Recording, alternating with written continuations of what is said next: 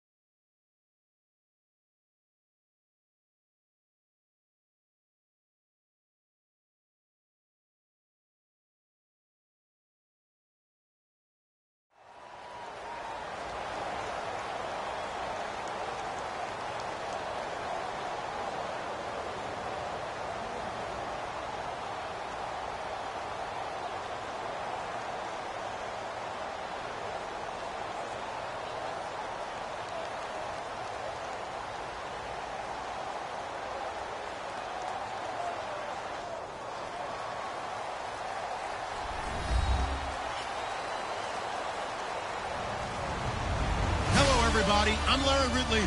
You're tuned in to the NFL on EA Sports.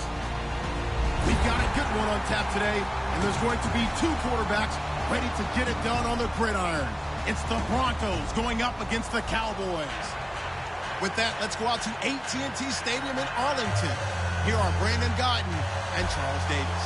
Larry, we find ourselves right in the center of the Dallas-Fort Worth Metroplex in Arlington and AT&T Stadium. Straight ahead, we've got a good one on tap here between the Denver Broncos and the Dallas Cowboys.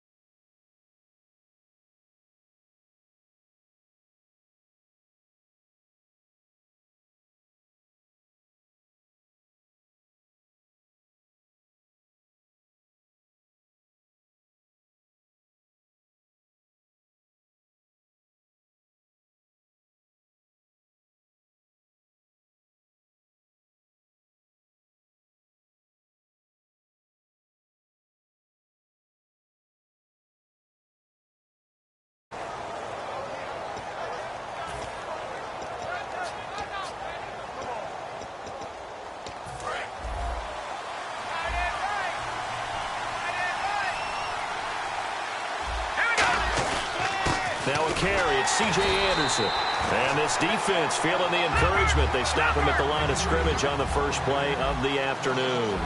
Well, on that play, the expression, don't blink, you might miss something, certainly applied. That was fast. Defense diagnosed the play, and it was over in a heartbeat. They'll wind up losing 3. And now it's third down. 2 plays in a row, the defense won, stacking up the running game. They've got to feel good about themselves, but something has to be in the back of their minds. Are we being set up for something big? They've got to be careful. And this opening drive not going to plan. This is now 3rd and 13. Off the fake to Booker, it's Simeon. Nowhere to go here. He lost the football. It's picked up by the Cowboys. And this is going to be brought back for a fumble return touchdown by the Cowboys.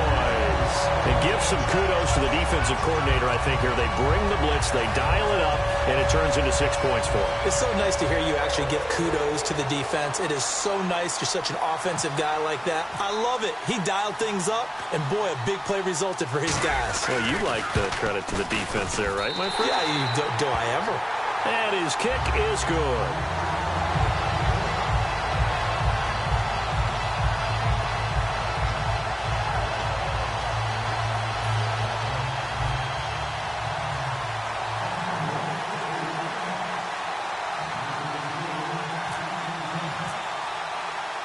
And you can bet they're preaching two hands on the ball here as the kick's away following that fumble return. That's fielded in the end zone. And he'll make it across the 20 as his guys will set up shop at the 23-yard line. And Denver getting set to take the field.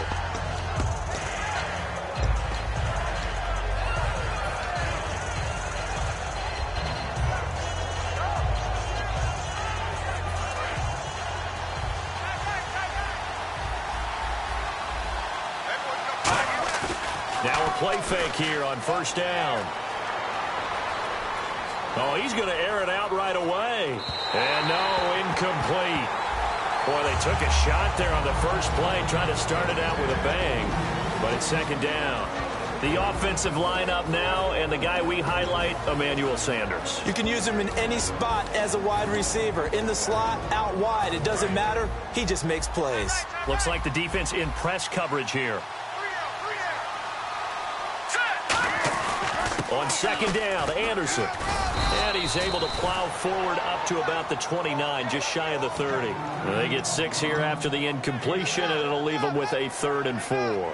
And once again, leverage wins. The offensive line, lower than the defensive front. They moved them and found some good space for the guy carrying the ball. From the gun on 3rd, Simeon. Into double coverage, and it's intercepted. A great read, and it's picked off. And they have possession, and they have it at the 38-yard line.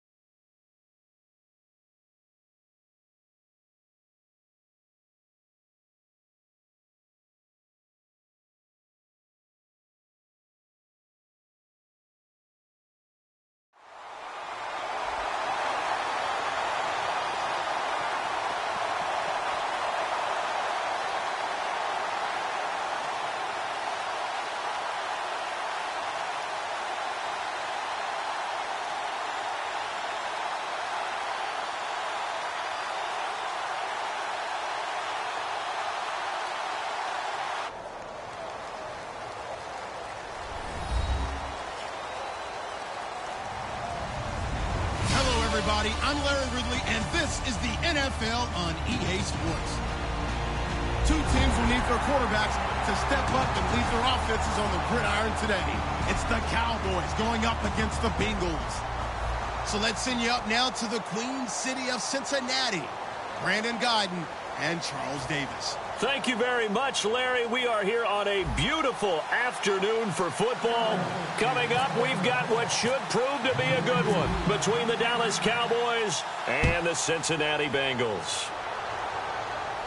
This will be fielded on the back line of the end zone.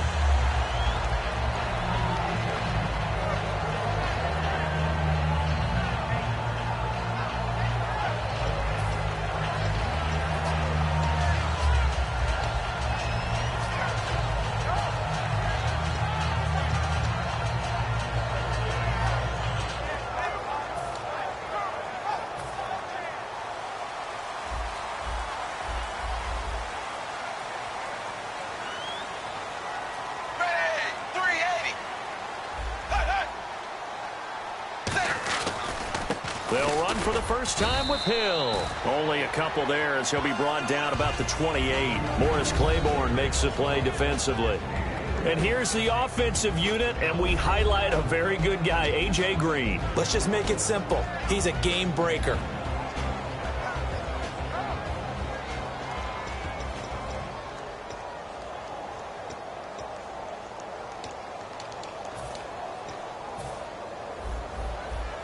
Shift together here from the D-line.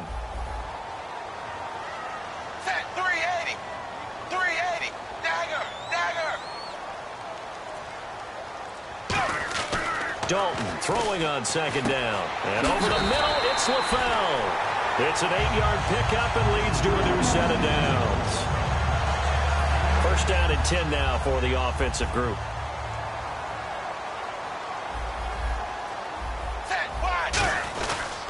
Dalton with a give to Hill. And he is met at the line of scrimmage, and he goes down right there. No gain on the play there. Second down. And now the defense for Dallas. Sean Lee is a linebacker with an exciting mix of tackling ability and coverage skills. Looking to jam the receivers at the line here. Press coverage look defensively.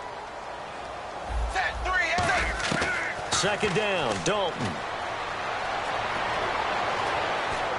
And the catch made. It's Tyler Boyd. That one good for 16, and the drive will continue.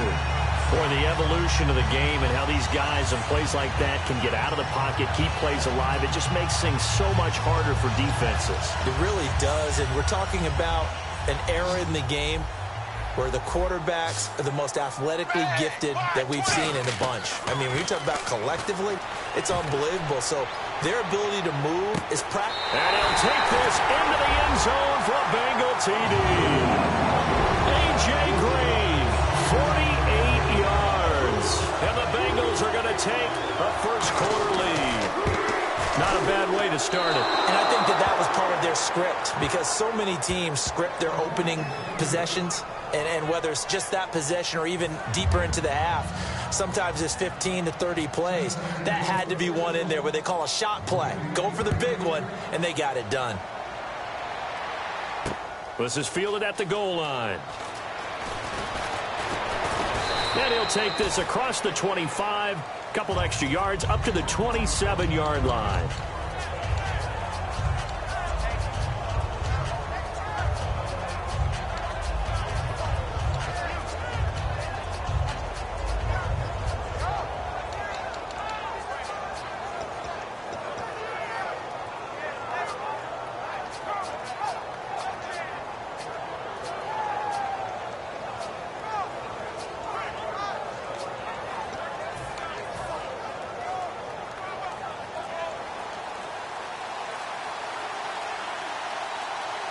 Time running out here on the play clock. Now the first carry for an Ohio native. It's Ezekiel Elliott. Just a yard on the pickup there, and it'll bring up a 2nd and 9. Okay, starting lineup time offensively, Charles, for the Dallas Cowboys. And how about them at number 4 in the 2016 draft? Big needs on the defensive line.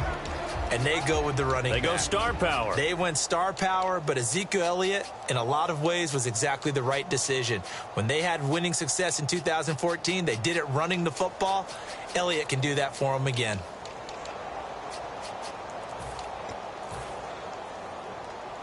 Second down, 9 yards to go. They'll need to get the play off quickly. And now with the play clock winding down, Jason Garrett opts to take a timeout.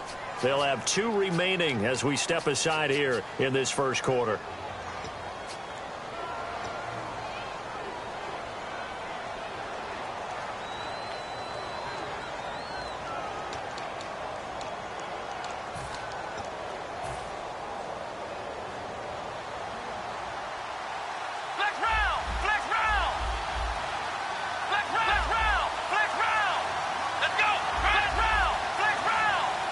Halfback sent in motion. Prescott now on second down. He's going to fire one deep over the middle. He's got a man complete. That goes for a gain of 31. Well, we know he's got the speed there. He needed the speed and the hands. A great catch. And because of that speed, you have to respect it as a defender. So you have to either play off or make sure you're somehow in contact with him. And he's able to do exactly what you said. Use the speed to his advantage and go up and get the football. That's a big-time play right there. Partner, I know you call the play-by-play, but you know your ball. If I throw these numbers at you, all right, 6 yards shy of 2,000 of total yards from scrimmage for a rookie running back. What do you think? Sounds like me in high school. Sounds like you doing it, right? It's really fascinating at what he was able to do. The thing for me, though, he did that as a rookie. Where do you go from here? I mean, can you keep going up from those numbers your sophomore campaign? I think that you can. He's had examples of that preceding him in the NFL. Some guys who are in the Hall of Fame right now.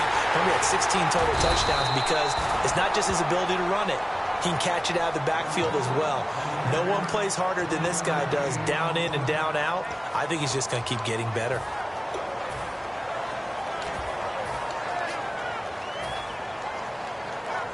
And a new set of downs here after picking up the first on the ground. Let's go.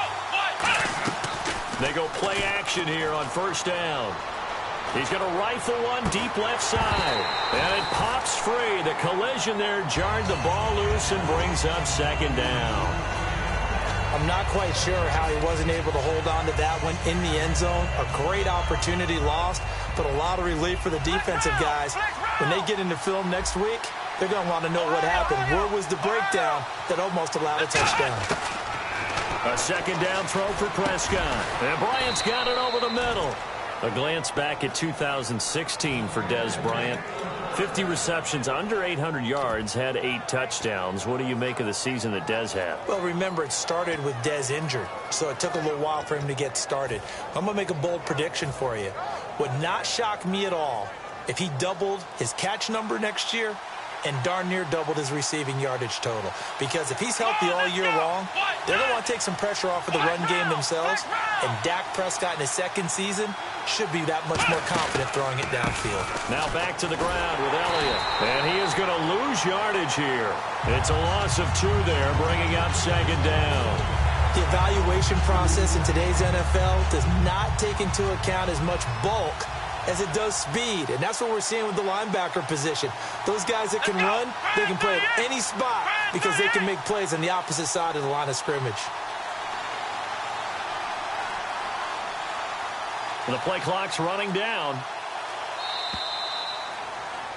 Sitting alongside Charles Davis, I'm Brandon Gaudin, as it is Cowboy football to begin quarter number 2, but they face a second and long to start things out.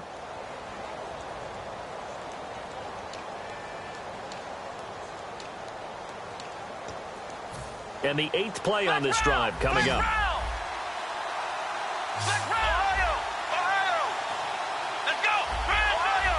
And the back goes into motion. Second down, Prescott. And that is caught. Touchdown, Cowboys. Dez Bryant, an 18-yard touchdown grab. And the Cowboys are now just an extra point away from moving out in front.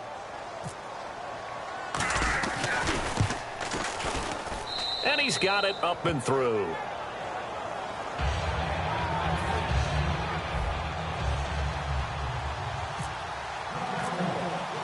Bailey now to kick it away after the touchdown. On the return, it's Alex Erickson. And he'll get across the 20 before he's brought down at about the 23-yard line. The Bengals getting set to go. And that last drive, a long drive, but not just that. They had a great air attack going. Do they stick with that? I would think that they would, because if they were competent enough to do it on the last drive, starting backed up in their own territory, why would you change anything? They've got to be confident about what they're presenting and continue to do so. Yeah, because the secondary, they really look clueless. And that was amazing because that drive went and went, no adjustments, and no big plays by the defense to knock the ball away. I know the initial focus was on how far that pass was downfield, but how about the coverage on the play? Able to stay with him, get his hands where the receiver's hands were going to try and catch the ball, tips it up in the air, and knocks it away. On second down, Hill. And it worked his way across the 30 to the 32. For Jeremy Hill, with the season in the rearview mirror, finished just below 1,000 yards. I think 18th in the league in rushing. And his two 100-yard games both came against Cleveland, I believe. Yeah, if he could play Cleveland each and every week, he would have been well over 1,000 yards. So the thing about Jeremy Hill in the Cincinnati Bengals offense, you think of them as a run-first team. So to me, his 889 yards, disappointing, because I would have thought that would be a higher number and an increased production from him. He's looking to do that in 2017.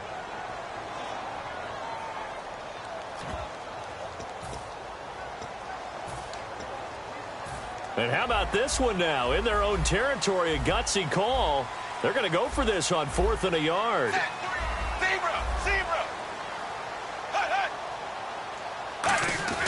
Meeting the tough yards, they run it with their fullback. Boy, a curious decision to go for it. Doesn't pan out. And Dallas, they'll take over in terrific field position. Here's the Dallas offense now, heading back out onto the field. And they were able to punch it in the end zone last time. They'll be looking to do that again here for the defense. Obviously, they'll be looking to stop them from punching it back in the end zone.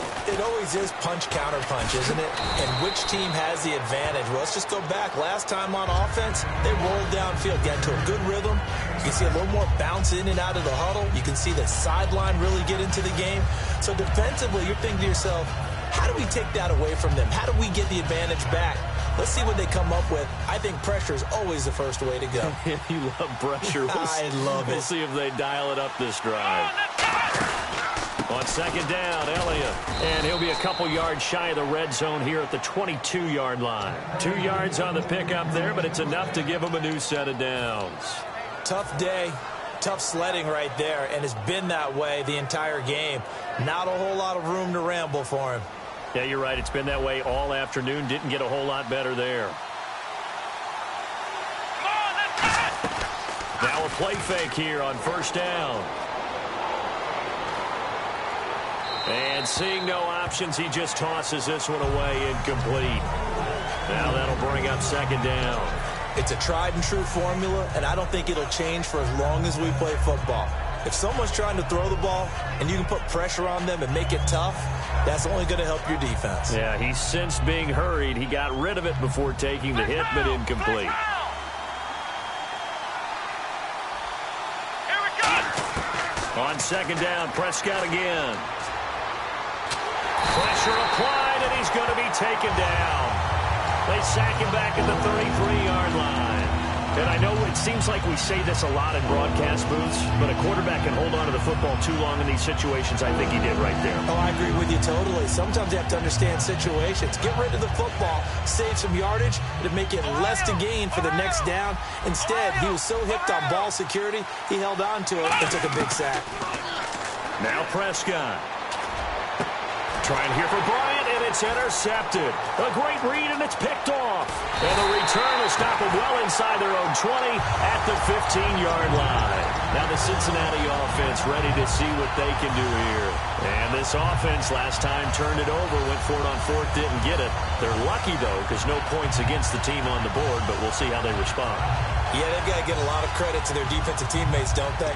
They had their backs on that last series, and because they did so, that allows the coach to still stay aggressive on offense and maybe go for it again in a similar situation. I was going to say maybe makes that offense feel good when you know you've got a defense making stands like that.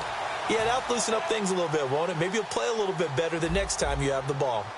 And the D-line pinching together must be expecting the run. 20. Their D gets the INT. Now what can Dalton do? And he'll toss this one incomplete. Seeing no options, he throws it away. All right, different topic here. 2018, the Super Bowl, traveling north, far north to Minneapolis. Early predictions for that one. Who you got? Well, you know, everyone's still waiting in the NFL for a home team to play in its home stadium, right? So could the Vikings be that team? I'll start in the NFC, and I'm going to say no. I think Seattle, starting to get near that maybe last run with their defense, but Earl Thomas returns. I like Seattle coming out of the NFC. How about you? Well, I'm actually going to take a Dallas Cowboys NFC title run. I think that they came so close this year, probably most talented going into next year. I like that one. Well, in the AFC, I'm going to go with a team that if they improve their defense and their quarterback stays healthy, they could be that team, the Oakland Raiders. Okay, I'm going dark horse. Cleveland Browns. Let's go. Hey, from worst to first. 9 yards on the pickup there, and it keeps the drive alive. He went full scale, loose, flexible, finding a way to catch the ball in some traffic for a key first down. And really a nice job of adjusting to the ball in the air. Not the most accurate of throws, but able to adjust and make the grab. Set 380. Dalton, 1st and 10.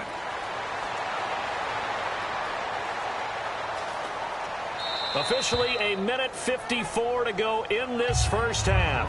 We'll come back to Cincinnati after this.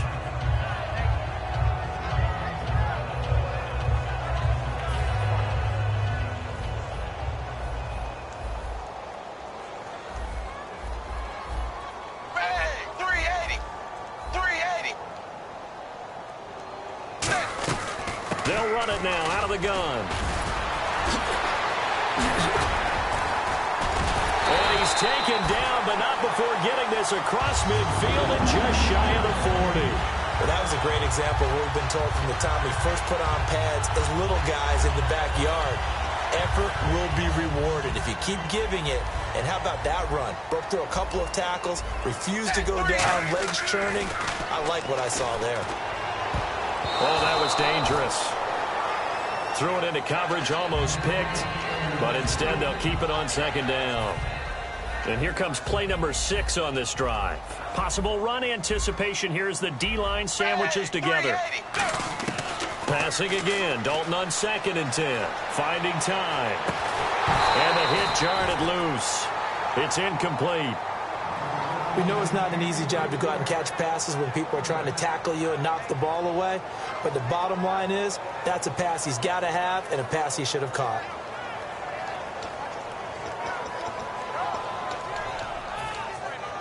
Now play number 7 of the drive as they're looking at a 3rd and 10. One receiver left, 2 to the right. 3rd down, a shot here for Dalton. Eluding the pressure right. And now another one thrown incomplete. Rex Burkhead, the intended receiver there. And that'll bring up a 4th down. All right, let's go ahead and try and get into the body and the mind of the linebackers. Yeah, I know they're bigger and stronger than I ever was, but in this situation, they understood what was going on as much as the offensive guys. Because the offensive guys always taught, find the first down sticks and make the play. Now, on defense, what do you want to do? Guard the first down line. Make sure they don't get there and tackle them in front. They were able to drop in their zone coverage, figure out where the first down line was, and end up making the play, swatting it away so they couldn't get the completion. And he'll bring it a few past the 20 to the 23-yard line. Now the Cowboys offense heads back onto the field. And following the interception, just any interception, are you a little bit more cautious when you start that next drive, or no, you just throw that out the window? I think you are. I don't think that there's any way you can run back out there and go, totally didn't affect me. Let's just go ahead and be loose with the football again. You're going to take care of it, but you have to be careful about being too cautious because now you can't run any offense at all. Still want to attack. We'll see how they attack him here. Ohio! Black round! Let's go! Ohio! A 2nd down throw for Prescott. Bryant has it. And he'll be taken down, but not before he gets into enemy territory.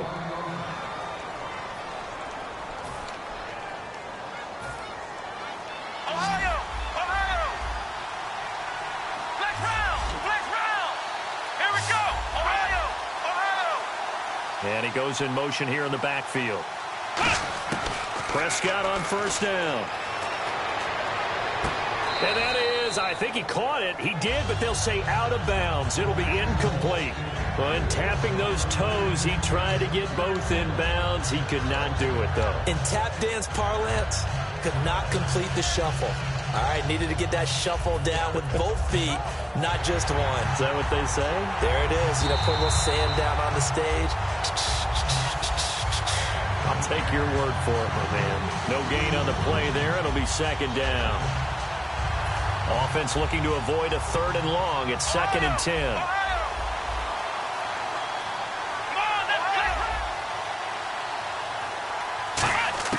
Throwing again. Prescott on 2nd and 10. And this time he's got the hook up. It's complete.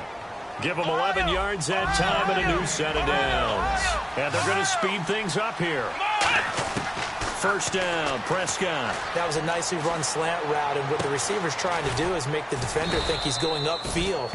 Now whistles come in. We're going to get a timeout here by the offense. And with halftime on the horizon, they'll be out of timeouts from here forward. Now with 5 seconds left, not really enough. And now the Bengals are going to call another timeout. So that means they're down to 1 remaining here as we head toward halftime. Now with 5 seconds left, not really enough time to run another play and then stop it. So on comes the field goal unit.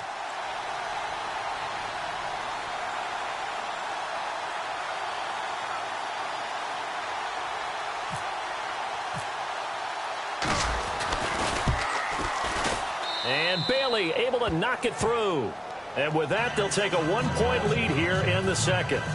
So they kick it through to take the lead. There is a little bit of time left, though, here in the second quarter. And while they're concerned about not giving up a big return or giving up points themselves going into the half, how good do they feel, though, putting points on the board themselves right near the end of the first half? And solid field position here to start as they get it out to the 40-yard line. Welcome back. Halftime over. We are ready for quarter number 3. Alongside Charles Davis, I'm Brandon Gordon. So both teams have their marching orders, and we'll get going again here in quarter number 3.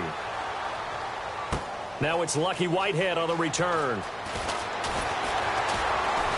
He'll bring it back to just about the 25, call it the 24-yard line. Out come the Cowboys now as they'll go on offense first here in this third quarter. They have the lead. Now they'll be looking for some separation here as we begin the third quarter. I like the way you term that, because now I think they go a little bit deeper into their playbook.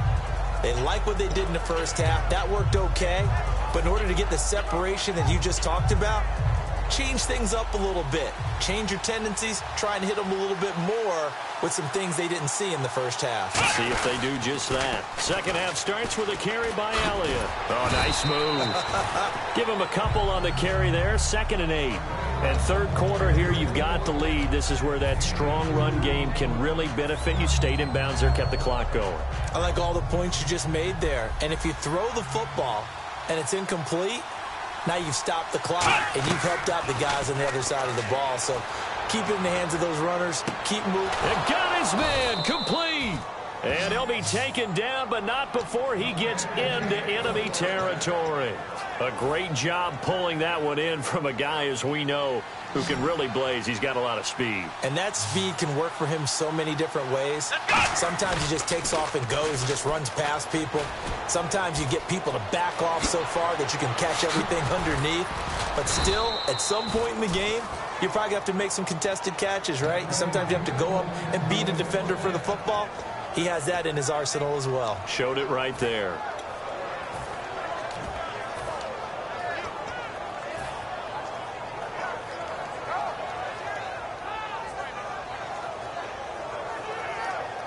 And now a first down following that long gain. They'll come out in the pistol. Now the backup, Darren McFadden. And this play goes nowhere. Losing yardage back to the 15. A loss of a full 3 yards, and now it's second down.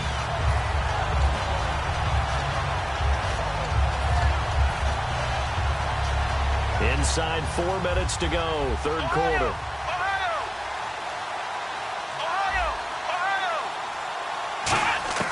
Prescott now on second down. Looking for someone to throw to. And his throw is incomplete. Jason Witten, the intended target. And that'll make it third down. Well, pretty good coverage there, and both of these defenses, they've had good coverage throughout this one. No doubt about it. And in today's NFL, where we're used to a bit more scoring, this feels almost like a well-pitched game in baseball on both sides, where the tension continues to build. Who's going to make the big play?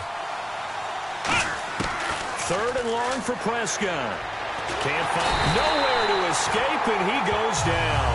Carlos Dunlap in there to get him for a loss of 9, and that'll lead to fourth down.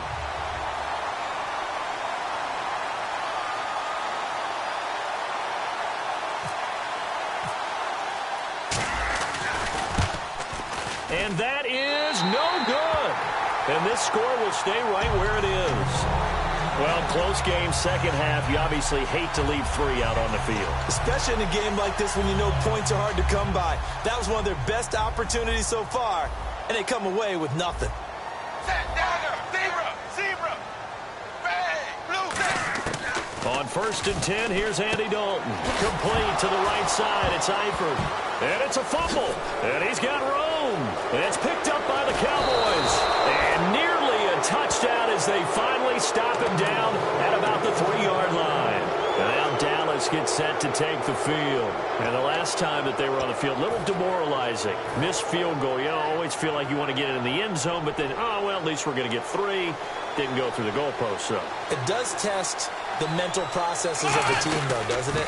Because when you miss a field goal, it's amazing how fast. And he will fight his way into the end zone for a Cowboy touchdown. Ezekiel Elliott taking it in from 2 yards out. And the Cowboys use the short field to their advantage as they cash in for 6. Here's Bailey now for the extra point.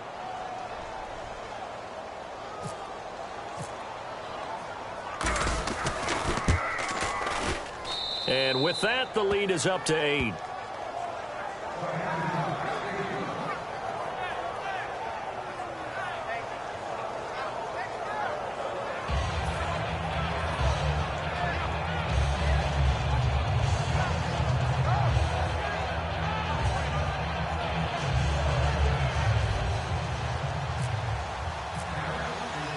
Bailey now to kick it away after the touchdown.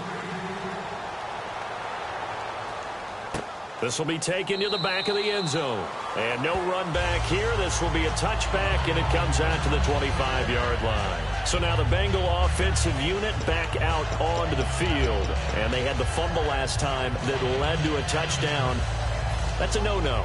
We'll see what they do here this go-around. A big no-no. Put that in capital letters.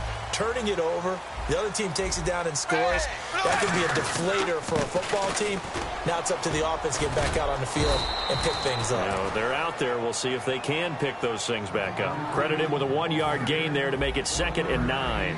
I do know from experience that when you slow down someone's running game, you're now doing the dictating on defense. And guess what? Now you're getting ready to tee off on their quarterback because they have to throw it all the time. But you still have to be alert for the draws and other plays of that nature to make sure you don't get hurt.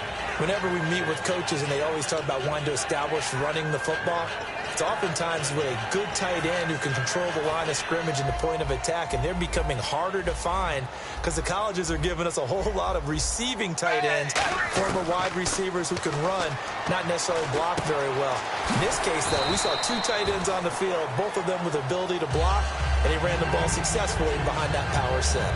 When you see zone defense and you know you've got a drag route on as your primary call, you've got to be really careful as a passer about how far you let your guy go because he might wander into some tough coverage. It's 2nd down. Dalton looking. And he's going to drop this off to his fullback. And he'll be brought down right at the 45-yard line. Give him 2 yards on that play, and that'll lead here to a 3rd down. So still in search of the 1st down after that last completion. Zebra. Ready. 3rd and 2 for Dalton. He's going to look deep down the field. That's caught inside the 20. A big play. Dalton to his favorite target, Green. And even 40 yards. Okay, 3rd and short, the mindset of the defense, probably playing the run first. But if you're playing any type of pass coverage, tight coverage, press coverage, and offenses often convert their routes at that point and go farther downfield. And that paid off in a big way for them on that one. A big-time catch downfield. They come out here in the eye. Now a 1st down carry. It's Hill. And effective running here. He'll take it down inside the 10. 7 yards on the pickup there, and it'll leave him with a 2nd and 3. And here comes play number 6 on this drive.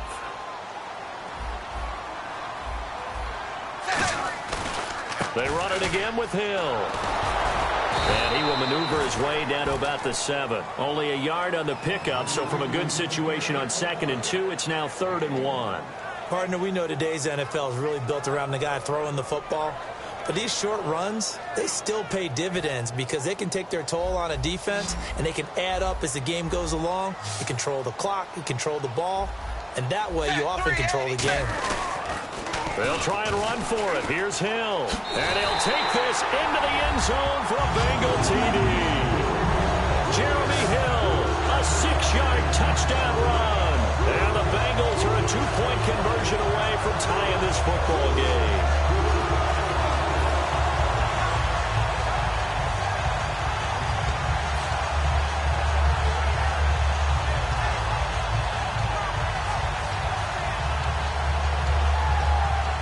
So a big play coming up for the Bengals as they'll indeed go for 2.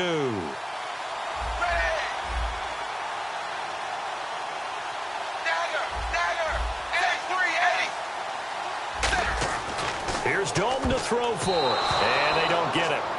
They tried for the 2-point conversion there, but unsuccessful.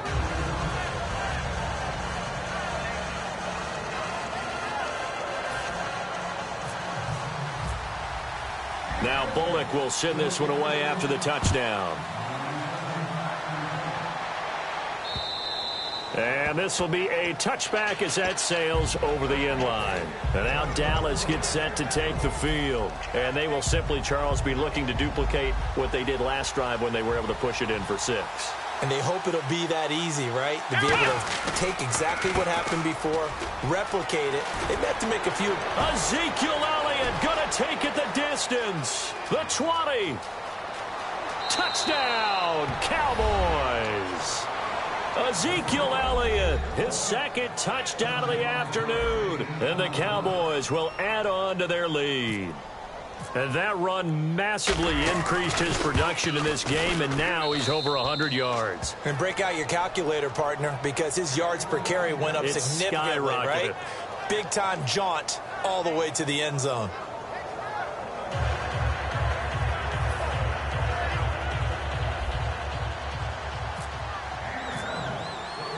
Bailey now to kick it away after the touchdown. This fielded at the 2.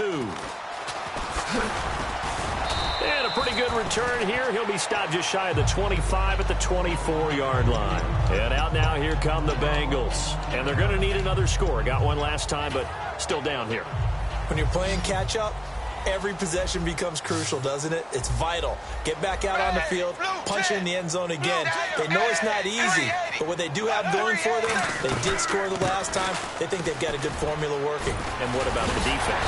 Well, now you're just saying to yourself, okay, gave up a score last time. What adjustments do we need to make to slow them down now and get the ball back for our own offense? Is it more pressure? Is it more zone? What do they have to do? They're trying to figure that out themselves. We'll see if they can figure that out right here. When defenses get to the quarterback that quickly, a lot of times it's called a jailbreak. It wasn't quite that fast, but fast enough that he had no time to look downfield and set himself to throw the ball. And as he tried to do that, he was hit and it forced an incompletion. Another look for Dalton on 2nd and 10. A hit as he throws there, incomplete. He was looking for his favorite target, A.J. Green, that time. And that takes us from 2nd to 3rd down.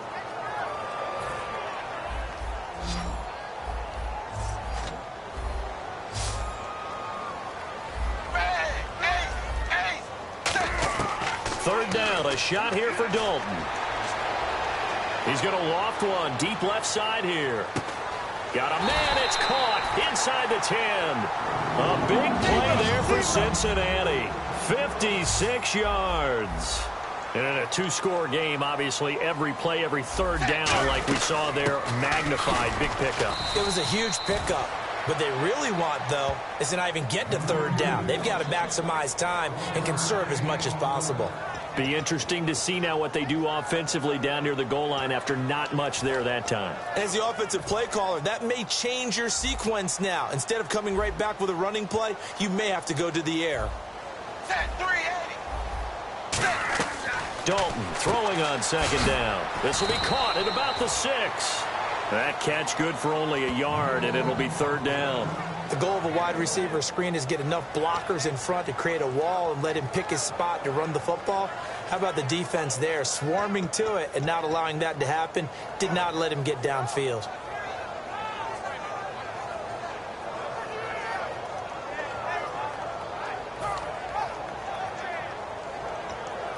They gotta have 6 here. It's 3rd and goal.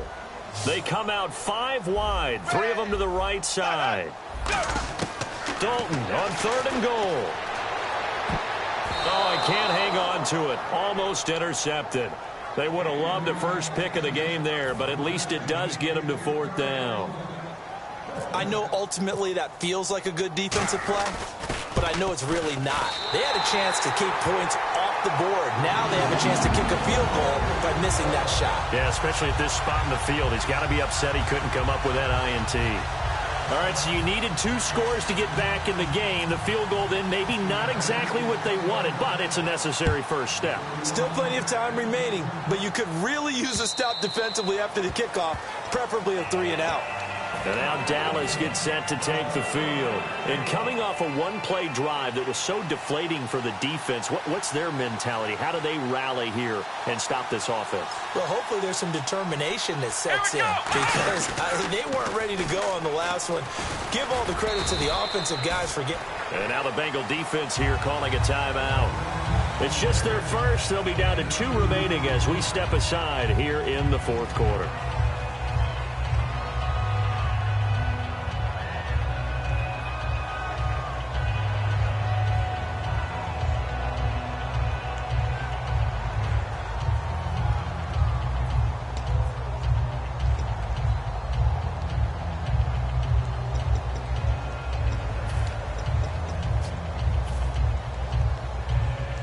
Getting late here in the 4th, and if this team has any chance to win this football game, their defense obviously needs a stop here.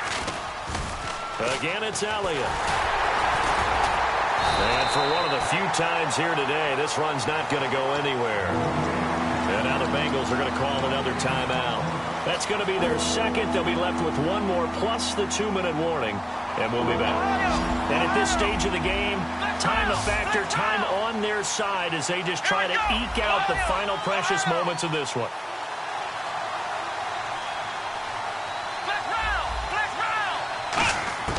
On 3rd down, it's Prescott. He completes it to Bryant. And he takes this one all the way across midfield into enemy territory down to the 40-yard line. Now hang on here. Timeout called by the defense. That will be their 3rd and final stoppage as they'll only have the 2-minute warning now remaining.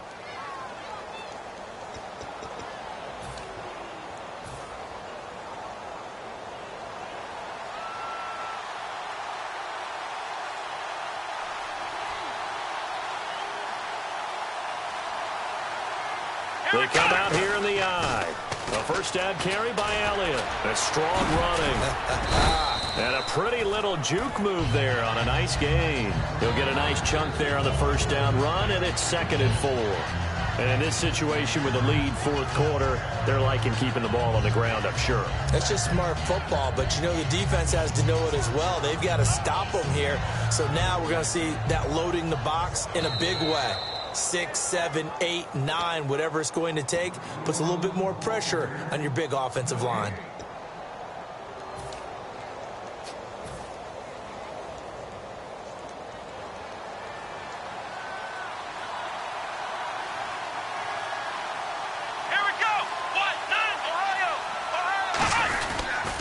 They go back to Elliott. He's been busy. A gain of 4 that time as the drive continues. And he continues to pile up the yardage. That puts him over $150 now. And this defense has really had its problems trying to keep him contained.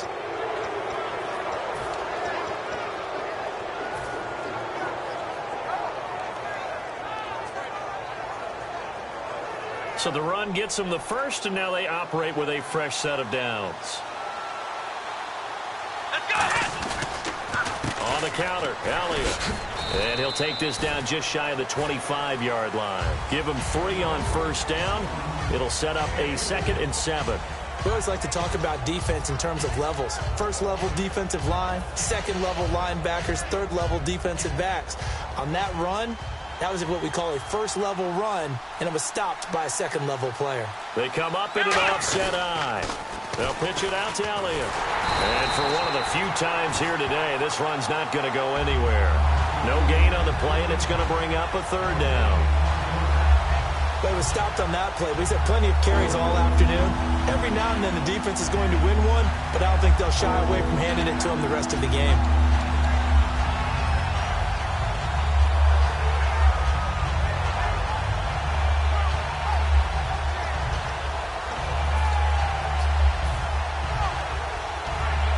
Here's play number 7 on the drive. This is 3rd and 7. Flex round! Flex round! They come out here in the eye. Now it's the Florida Atlantic alum. This is Alfred Morris. Just a 1-yard pickup there, and it'll be 4th down.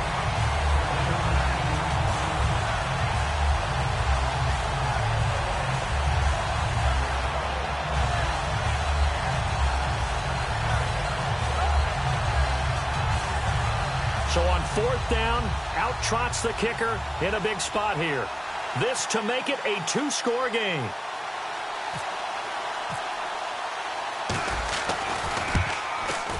And his kick is indeed good, and that will make this a 9-point lead.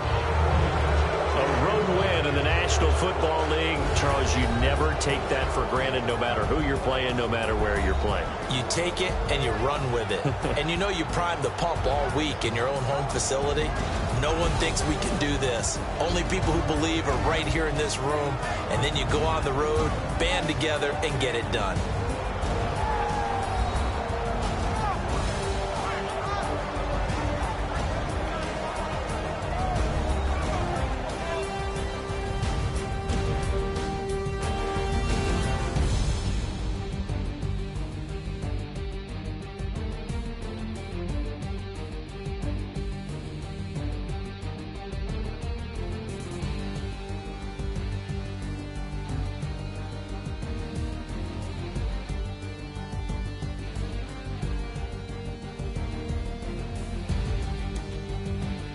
So that'll do it for us. For my partner, Charles Davis, and all the hard-working men and women on our crew, I'm Brandon Gaudin. You've been watching the NFL right here on EA Sports.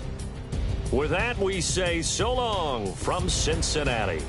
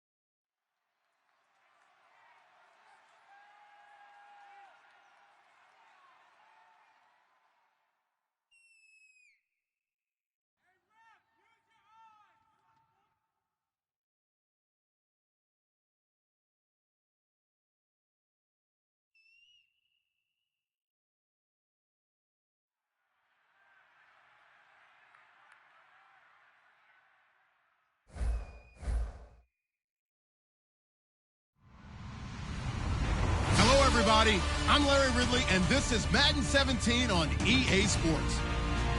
Today's game features a team that can get it done on the ground. The Cowboys are top 10 in rushing TDs. They'll go up against the Redskins defense that needs to be ready for that. So with kickoff straight ahead, we'll check in with our broadcast team.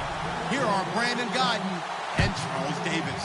Thank you, Larry. EA Sports coverage of the NFL brings us to the Lone Star State and Mammoth AT&T Stadium in Arlington, Texas.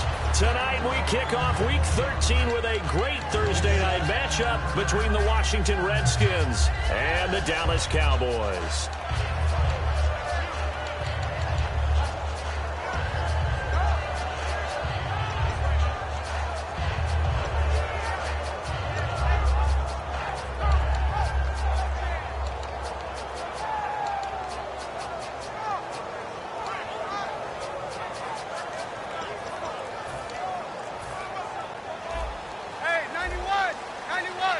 Play clock winding down.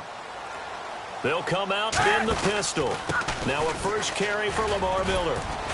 And a very short pickup there across the 15 to the 16. It's a pickup of 4, and it'll bring up second down. And the Buffet boys, the O-line, hopefully they're ready today. Listen, you got to feed them first.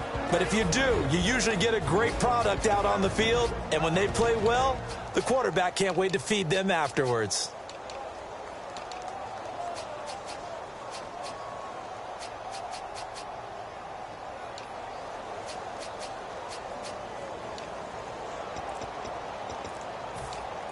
And they're 6 yards away from picking up the first here on second down. Now with a play clock at 4, we're going to get a timeout called. They'll have 2 remaining as we step aside here in this first quarter.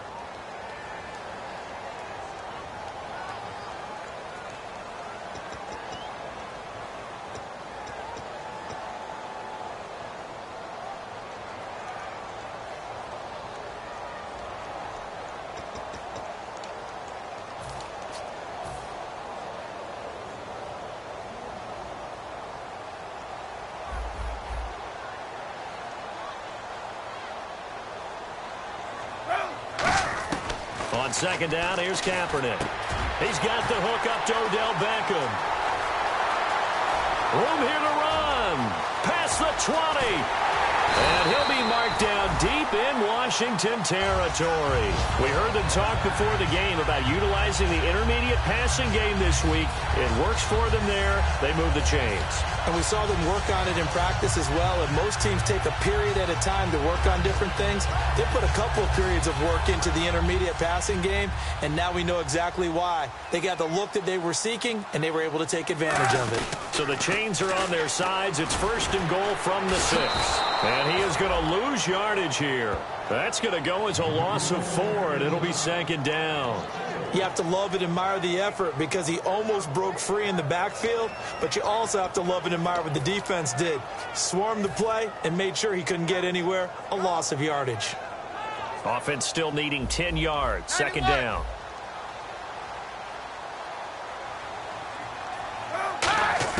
Now Kaepernick throwing on second down. This will be caught at about the 5. And they'll get 9 there as that sets him up better for third down. And he's already got 2 catches on the opening drive. They know he's going to be a handful. And sometimes you game plan for that offensively. You want to make sure that guy touches the ball, and sometimes it just happens naturally. And then you change your game plan. When he has the hot hand, you keep going back to him because he's running routes with confidence as the game goes on.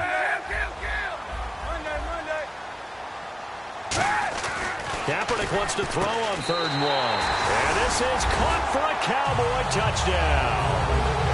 Emmanuel Sanders, his 2nd touchdown on the season. And the Cowboys take it all the way down the field and score on the opening drive.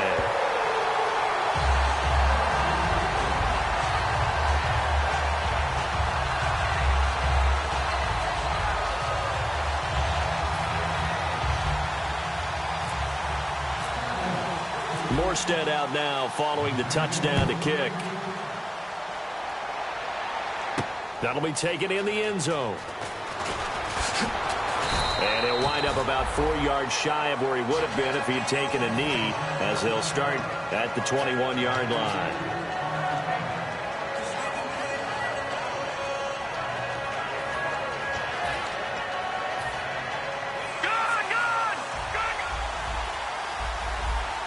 Shift together here from the D-line. And they'll go ground game here with a tailback. And an alley to run. It's a pickup of 19. And that leads to a Washington first down. And that run was what a lot of people call an explosive run. Gave them good yardage, solid yardage. They feel good about the whole thing, and they did it behind a 2 tight end set. It's always interesting to watch what offenses want to do with the 2 tight ends. Sometimes they line them up together for a power set. Sometimes they put one on each side of the line of scrimmage to balance things out. No matter what, though, when you see 2 tight ends on the field, your first thought is to think run. In this case, the offense was able to run successfully. And how about this wide receiving core, Charles? Well, I was at the hotel watching a little film, and you popped your head in and said, these receivers are pretty good from what I can tell. You're exactly right. Can't wait to see them do their thing out on the field. They'll run it now out of the gun. Just a couple on the pickup there, and now it's 3rd down. And a look at the defense for the Cowboys. Jonathan Cyprien didn't have a big name coming into the league, but people know who he is now. A very fast center fielder of a safety.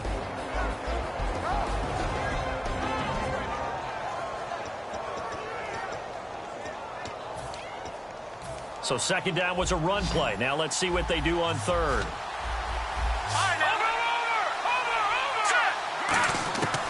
Now they'll throw here out of the gun. Throwing for his running back, and he's got him complete.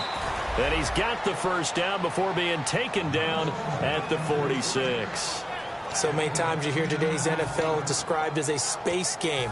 Get your best players into space with the football in their hands.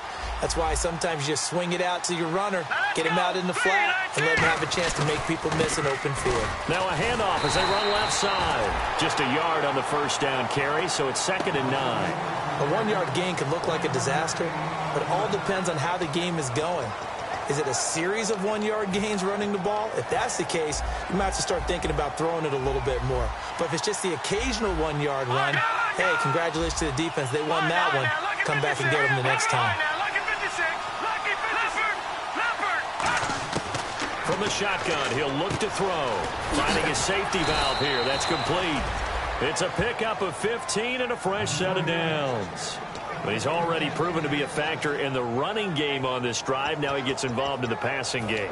I think what we're seeing here is the modern version of workhorse in the NFL. Being able to run it and catch it with equal proficiency.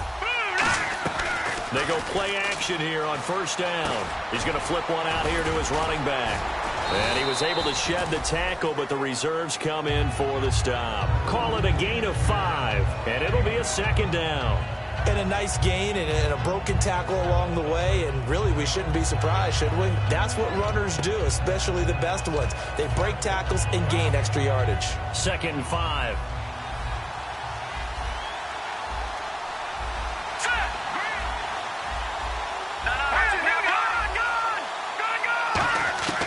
Now a shotgun snap as they'll look to throw.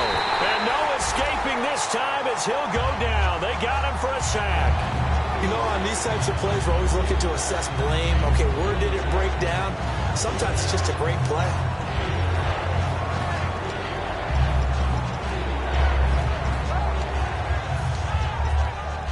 Ninth play of the drive coming up, and certainly not an easy one on 3rd and long.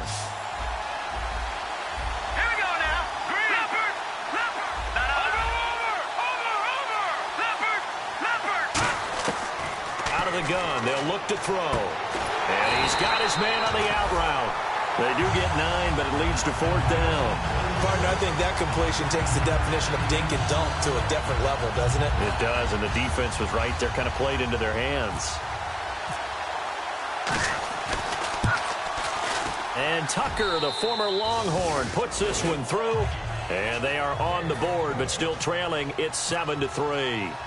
So in the end, they had the ball for 10 plays, but the drive only yields 3 points. Yeah, they were able to move the football, but the defense stiffened once their backs were to the end zone, and they were able to hold them to just 3. And he'll take it back to about the 19-yard line. So out come the Cowboys now as their offense gets set to take over. Good drive last time. Really effective passing the football. Do you maybe mix it up, now go to the ground game and surprise the defense a little bit? I would anticipate the defense making some changes, but I wouldn't necessarily just absolutely go in the opposite direction. They're doing so well throwing the ball. Yeah, why I wouldn't change it up until they showed me a reason to do so. They fake the give. Now Kaepernick. He's got time in the pocket. And too much juice. It'll be out of bounds, incomplete. The Pro Bowler Odell Beckham, the intended receiver. And it's 3rd down. And the offense looking to pick up the first down after the 2nd down incompletion. Hey, 91!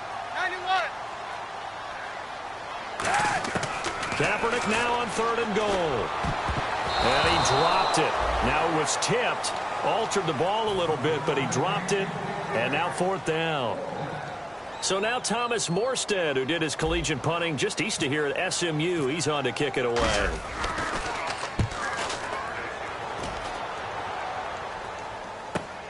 Fielded just inside the 30. Back line, Charles Davis to my right. I'm Brandon Gaudin. It's Redskin football.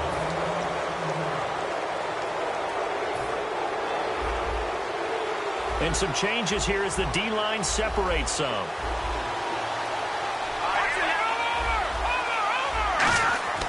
They'll try and start this drive in the air. He couldn't quite hold it. Got hit. Ball pops out. Incomplete. My high school coach, John Ford, used to say all the time, if you're in a bad situation, laddie, don't compound it with a bad decision as well. And I think that's what we just saw there. Harassed in the pocket, and he throws into double coverage anyway. He called you laddie? He called me laddie, and that was the nicest thing he called me. Back out of that Philly. Here we go. All right, here we go. He'll try again with the arm here on 2nd down. And his throw here's incomplete. Cordero Patterson, the one he was hoping to get it to. And it's 3rd down. It's always tough for the guys throwing the football when they think they've got a completion and the ball's almost there, and then someone sneaks a hand or two in and bats it away. And on the outside, they're playing press coverage. Let's go. On 3rd down, he'll drop to throw. And he comes back with one complete. And he's taken down at the 43, but not before picking up the first. I don't care how many times we see it. I still get a kick out of watching quarterbacks and receivers do the pass tree in pregame warm-up. But I always remember that when we go to practices, we see that after practices as well. They really tune it up, don't they? They tune it up. They know why they do it for these situations. 1st down. And they build that trust, and that's why they're able to find him in this type of a situation. Back at it. Over. Where's in there, Marty? Let's go. The tree. Back to throw now on 1st down. He rifles one that's intercepted. And some space here. A great read, and it's picked off. And now off to the races, down the right side. And he'll get it all the way down inside the 35-yard line. The Cowboys offense heading back out and ready to go again. And a tight game after punting last time. See if they can get something going on this drive. As they head to the field now, with the game this close, you've got to feel there's a sense of urgency for them going on offense right now. But they have to do it without letting panic creep in and affect their play. First play of the drive, let's give credit all around. Excellent blocking, but the guy carrying the ball, he was the finisher. A really nice run.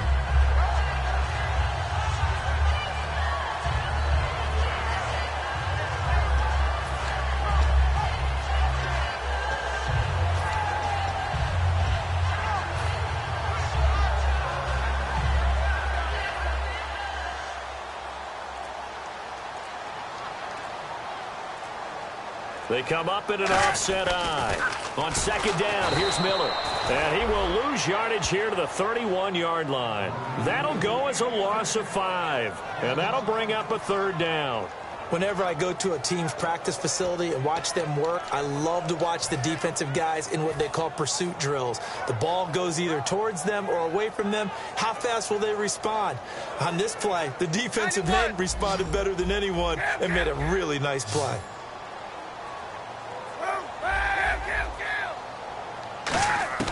On 3rd and long, it's Kaepernick. He finds Beckham complete.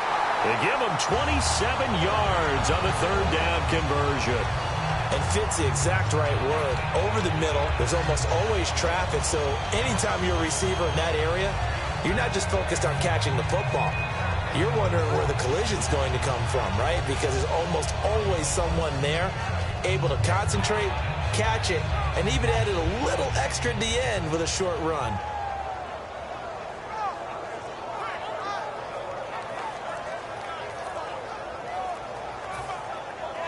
So after that big play, let's see if they can catch their defense maybe on their heels. Again, now with just 1 second showing on the play clock, we're going to get a timeout. That's their second, so they'll have 1 remaining here in this second quarter. We'll be right back.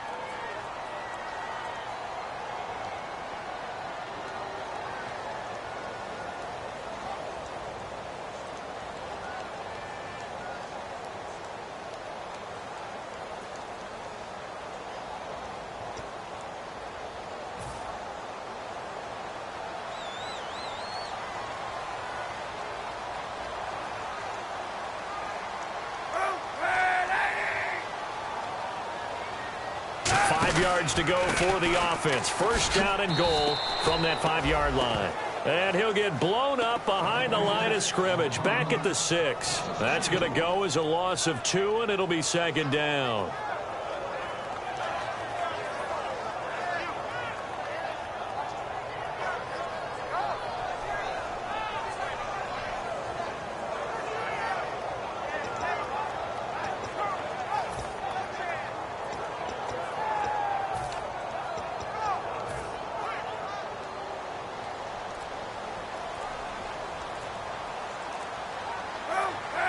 Time running out here on the play clock. And they'll give Miller another crack. And this is going to result in losing yardage. They're driven back to the 8-yard line. And they'll lose a yard that time, and that's going to lead to a 3rd down. And back at the 8 now. 3rd and goal.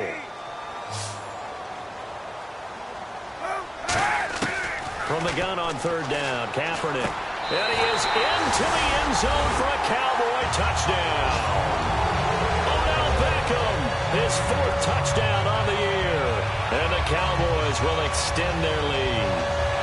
As a former DB, you might not like to see that, but from a wide receiver's perspective, those are the plays they dream of. Correct on both counts, all right? Because once he took off, I mean, let's face it, that should have been done in Big Sky country. Aren't any speed limits out there? And off he went. Glad I wasn't the one trying to chase him.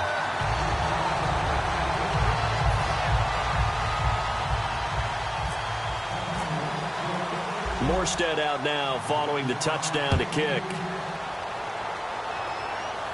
This is fielded a couple yards deep. And he'll be brought down at the 23, make it the 24-yard line. A look at Washington as they come onto the field. And following the interception, we'll see what they can put together on this drive. I can hear my old college coach right now. He always used to tell us before every game, the team making the fewest mistakes will win. What they're hoping is that that last mistake is their only one of the game. Coaches, that's all they talk about, turnovers, right? Minimizing those and maximizing opportunities. They go back to the air here after the INT on the last drive. Quick hitter here, it's complete. And he'll be out of bounds up near midfield at the 49. A big play that time on the catch and run. And it'll move the chains. It's a nice completion and a little bit of run after catch as well to create the yardage that they got. But it is so tough to cover that route, the drag route, because they run it at varying speeds. Because the key is to create hesitancy on the defender's part. Always so empathetic for those DBs, aren't you? Now the offense lining up 1st and 10. 2 minutes to go here in the first half. We're back to Arlington right after this timeout.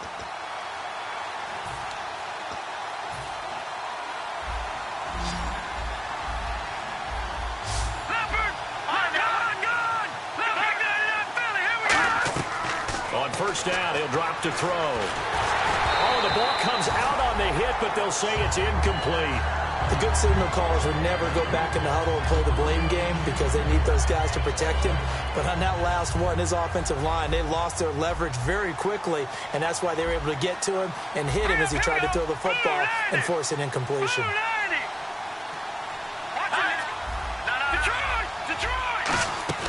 On play action, they'll throw. Incomplete. They got pressure there and only rushing 3. And there's a defensive coordinator right now who is celebrating not just getting home with 3 there, but realizing if that's the type of pressure he can get in the entire game, then his pass defense is going to be excellent. You're dropping 8. Where are you going to go with the football? So here we go now. An extra defensive back in there on 3rd and 10. They'll stick with the passing game as he looks to throw. And he couldn't hang on to it through the contact. Incomplete. And he's certainly not a guy that drops that football very often. Indeed, because that's a bit of a surprise. I know he's in the middle of some traffic and people, bodies all around him, but he usually has the focus to haul that one in.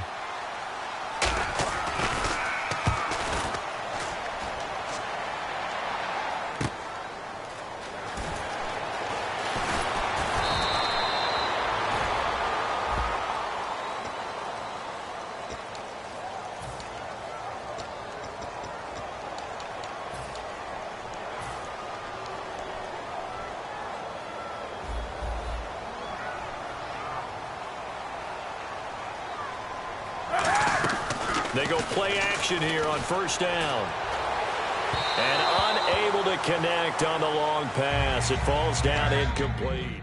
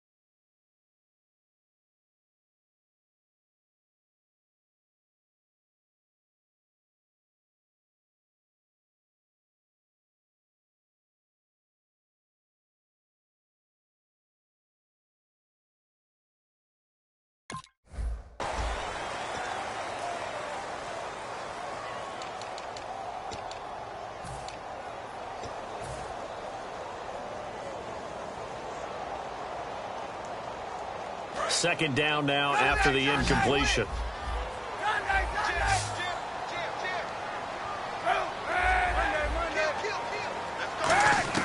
Kaepernick will try again on 2nd down.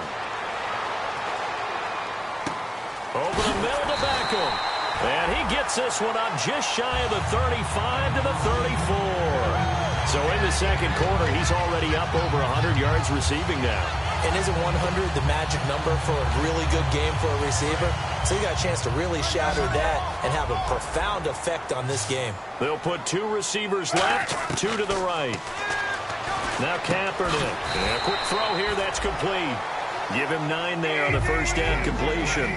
Simple slant route, and part of a really nice hard throw by the quarterback. Nice timing between the quarterback and the receiver. They were perfectly in sync, and he put it right on him on the inside route. Emmanuel Sanders, the intended receiver, and it's 3rd and short. And that one was knocked away, and I think the defenders are going to be a little upset with themselves. They made the play on the football, but that one felt like a forced pass by the quarterback. Thought he had someone open. He really wasn't. Maybe an example of having too much confidence in his receiver that no matter what, I'm going to throw it to him. And that was a play made by the defense, and it could have been a bigger one. To throw, it's Kaepernick. And he fires one that's intercepted. Darius Slay with a pick. And his crew will take over at their own 45-yard line. Out comes Washington's offense as they get set to take over here. And last time they were very fortunate, this offense. They went for it on fourth, turned it over in their own territory, but the other guys held up. They didn't give up any points. So how about the guy with the #1 headset on the sidelines, the head coach? That was planned going into it, not necessarily to not get the first down or to have the defense have to hold up. But he trusted his defense.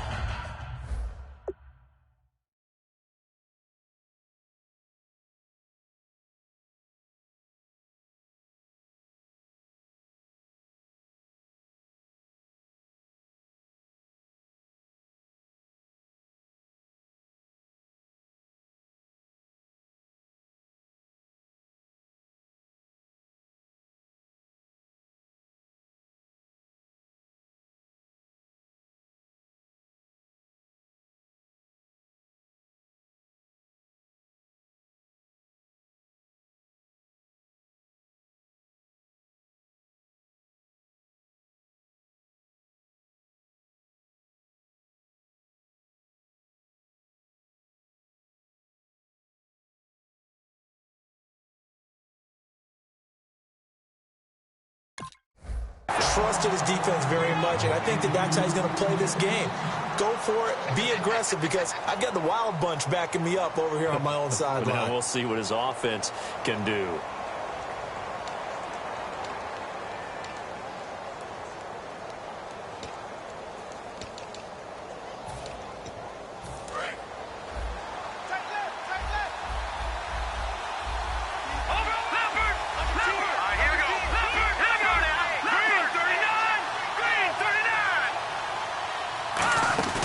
Here's a play fake as they set up to throw.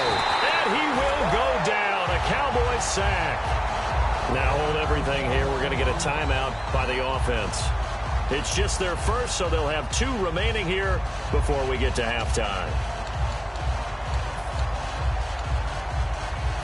And the offense now will try to regroup after the sack on second down. And on third down, the Cowboys bring in an extra defensive back. They'll drop to throw. And pressure coming, and they got him once again. Looks like a 9-yard loss, and it also brings up 4th. Well, they went with a nickel. They throw in an extra defensive back. Coverage was very good. Yeah, it was exactly as you would expect. A passing down. You bring in the nickel package. Just as you described, the coverage was excellent and allowed one of their linemen to end up getting to the quarterback.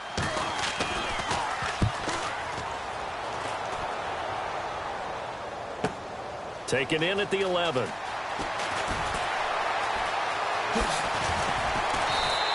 An excellent return that time, 26 yards. And there'll be time for maybe one final play before halftime. And now here come the Cowboys. And from this spot in the field with the clock where it's at, you think we're just going to see a knee and that's it? And I think in this situation, that's the proper play. But we do know there's some risk takers out there that may want to take one more shot before the clock runs out.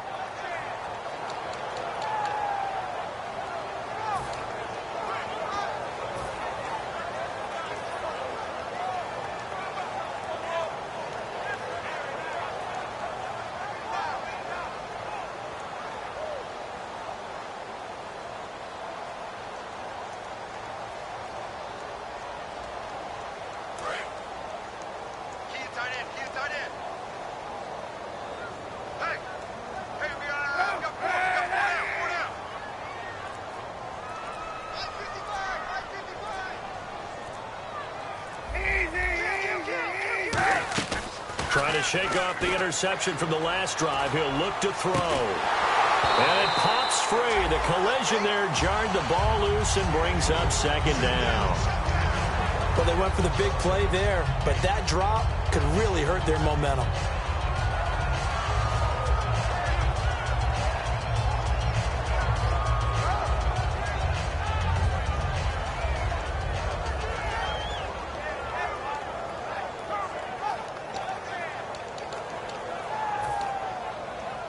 Second down here after the incomplete pass.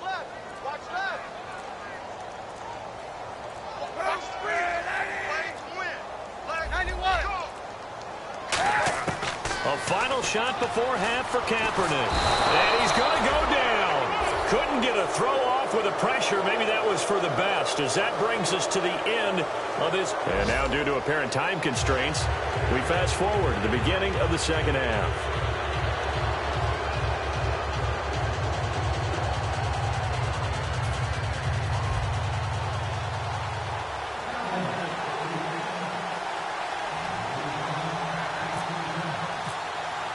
Both teams appear ready for the fight ahead, and we resume action here in quarter number 3. That'll be taken in the end zone. And the decision to bring it out is going to cost him about 7 yards all told, as he's taken down back shy of the 20. A look at Washington as they come onto the field. They have the ball here for the inaugural drive of the second half. Pretty big deficit, though. We'll see what adjustments were made in that locker room. And I never want to make something more important than it actually is, right? I don't want to create more hype than what is there. But this is a real I'm doing it, though. This is a really important drive. And we often talk about teams scripting plays to start a game. A lot of them script to start the second half, too. And they're scripting something that they expect to get them into the end zone and back into this game. We'll see if that script is a good one for them. No gain on that run, and while the team is down, there's still time to come back and win the football game. If I'm the offensive coordinator, though, I've got to think about moving at a faster pace and maybe opening things up a little bit and throwing it a little bit more. All right, now, lucky 56. Lucky 56. Now, let's go. All right, now, lucky 56. Now he'll look to throw here on 2nd and 10. Throwing for his running back, and he's got him complete. Call it a pickup of 7, and they're going to face a 3rd down. Everyone's got to be able to catch the football. Doesn't matter what position you play, but if you're on offense, be aware a ball may come your way. So completion on 2nd down, that brings up 3rd.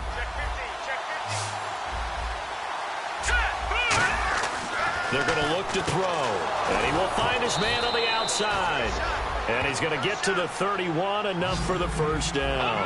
And the D-line pinching together must be expecting the run. And now they're in the hurry-up. An ex-teammate used to tell me all the time, I hate experienced quarterbacks because no matter what, you really can't hide what you're doing. And I think that right there, he knew right away where the blitz was coming from, where his primary guy was going to be, and he ended up going to a secondary target for a nice game. I was just going to ask you, that wasn't the primary target. He's so good at that, isn't he? I think he knew right away that he wasn't going to get to his primary guy. I think he read that as soon as he got to the line of scrimmage, knew where the pressure was going to come from, and said, I know how to beat that, and that's what he did.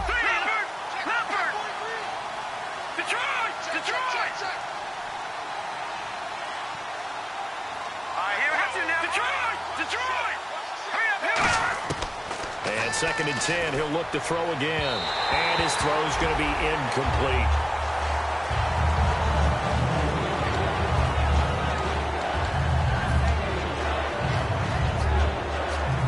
So a ways to go here on 3rd and 10. They'll come out in the pistol. On 3rd down, he'll drop to throw. And incomplete. The contact made the ball roam free and brings up 4th down. Well, no second guessing the call here. It was 3rd and long, so throwing the football was probably the smart play to try and pick it up. But they don't get it, and now the defense goes off the field feeling pretty good about themselves, gaining some momentum as they force them into a likely punting situation.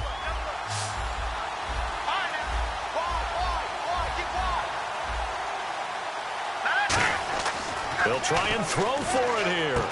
And he will find his big tight end over the middle. That one good for 21 yards. And on 4th and long, somehow they're able to keep the drive going. Offense comes to the line now, 1st and 10.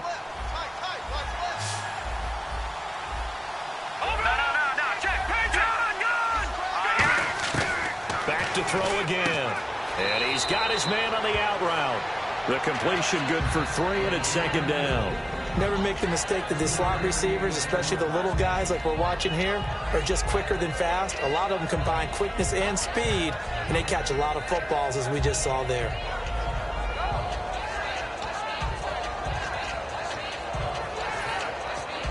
Decent chunk of yardage still left here, 2nd and 7. Here we go. On play action, they'll throw. Finding his safety valve here. That's complete. They'll get nothing out of that one, and it's going to lead to a third down. And that's when it's fun to play defense. When you're able to diagnose a play right from the beginning, get all your guys to the football, and spill the play, that's when you have a lot of fun playing on that side of the ball. An 8-play drive to this point. So here's play number 9 on 3rd and 7.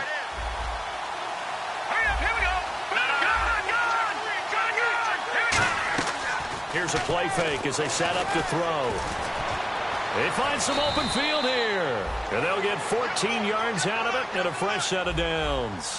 When they watch film of this game and hand out the grade sheets, he's going to really like getting a double plus on this play. Why? He scrambles and picks up a first down. But what else does he do? Protects himself by sliding and avoiding the big hit. Double plus, big-time play. Cool under pressure right there, escaping the pocket and finding what I think was not his primary target. And some of these guys are just so comfortable getting outside of the pocket that they'll do it on purpose. It doesn't even need to be a breakdown. They move, and they know it affects the defense, because a lot of times you get lost in coverage in the secondary, and I think you're exactly right. Wasn't his primary target. Found a secondary guy who sprang open, probably because of his movement out of the pocket. Possible run anticipation here as the D-line sandwiches together. They go play action here on first down. Now a clash of bodies here, and it's intercepted. A great read, and it's picked off. The Cowboys offense now, they head out for their first possession of the second half.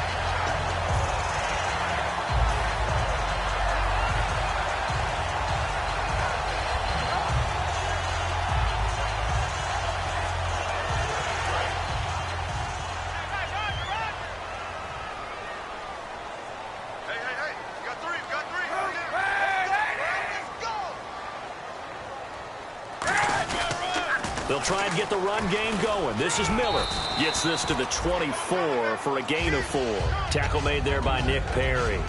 In my book, that's running the ball well, but with intelligence. How about him keeping the clock moving, staying in bounds? Yeah, even though it's the third quarter, you're thinking ahead, aren't you? This is where your running game can really help you with a lead in the second half. I agree totally. It's not just end-of-the-half situations that you worry about the clock.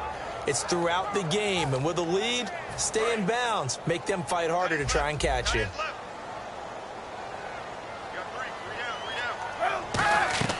Now a play fake. Kaepernick. His throw incomplete. He was looking for Odell Beckham that time, and it's third down.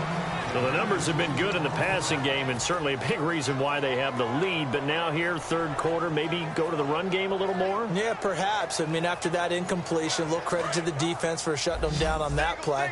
Maybe you try and run the football a little bit more in this spot, but they have to feel good about how they've been throwing it overall. Now Kaepernick trying to get it to Beckham, and it's intercepted. A great read, and it's picked off. And his guys will take over at the 30-yard line. A look at Washington as they come onto the field. Looked like they had something going last drive. Then the interception happened. Will they recover? The memory they need to keep with them is that they did have something going. They were moving the ball on offense, had a nice sequence going. Don't worry about the other part. You can't get that back. Let's go back to what you were doing well before. I thought you were going to say they need to have no memory, but remember the good part, forget the bad. I like that even better. And he can't find anywhere to go with it, and he goes down. It looks like a loss of right around 11 there on first down to set him back on second. Shift together here from the D-line.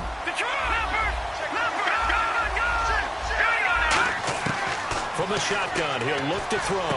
And he's got his man out of the backfield. That's complete. That one goes for 24 yards. I know many people like to throw to the tight end, maybe in a little flexed out position because he creates mismatches with his size. But slot receivers do the same thing with their quickness, their speed, and their route running savvy. On first down, he'll drop to throw. Steps away to his left. A gain of 4 on the play, and it'll make it second down. How about a tip of the cap to the defense? They're working against a very mobile quarterback, but all day long they've kept him under wraps. And on that play, they held him to a short gain. Out of the gun. They'll look to throw. He's going to flip one out here to his running back. And he takes it in. Touchdown, Washington. A great play there. His 14th touchdown now on the year. And the Redskins have made this a one-score game. And they will line up now for the two-point try. Four down. Now let's go. Green, 39. Back 39. Here we go. Now Green, 39. Green, 39. They'll look to throw. And no, it falls incomplete. So the two-point conversion, no good. Protection was great. He had time to set up a campsite. But in the secondary, though, they were ready. And I think that in most places on the field, if you have that much time to throw the ball, someone's going to shake free and you'll find an open receiver. But condensed near the goal line on a two-point conversion, all that extra, there's not any extra field. So it kind of closes in on them, and that allows you to cover a little bit better. They'll start out on the ground. It's Lamar Miller. And some room to maneuver. And he takes this one just shy of midfield all the way to the 49. That one goes for 24 yards. Sometimes it's hard to believe, but there are times this game is about patience, isn't it? Has had the game he expected, but that run there, that may get him going. I was just going to say, maybe that gives him a little juice, because you're right, he struggled, especially in that first half. Yeah, and I know the great ones always think to themselves, just hang in there. I'm just one big carry away from busting this open. That's a good start for him. Another pistol look here. They'll need to get the play off quickly. They keep it with Miller on first down. And he is going to lose yardage here. It's a loss of 2 there, bringing up second down. The defense won that play so fast that I think if the running back even had time to notice if anyone was there, it was just a blink of an eye, and there was a loss on the play. And they're behind the sticks here a bit now, dealing with a 2nd and 12.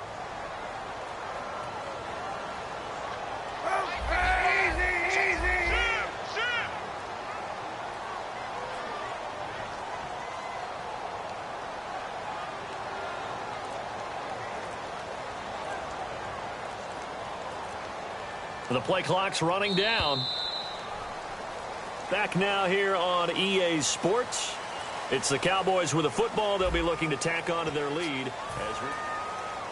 And the offense will be looking to get at least some of this yardage back here. It's 2nd and 12.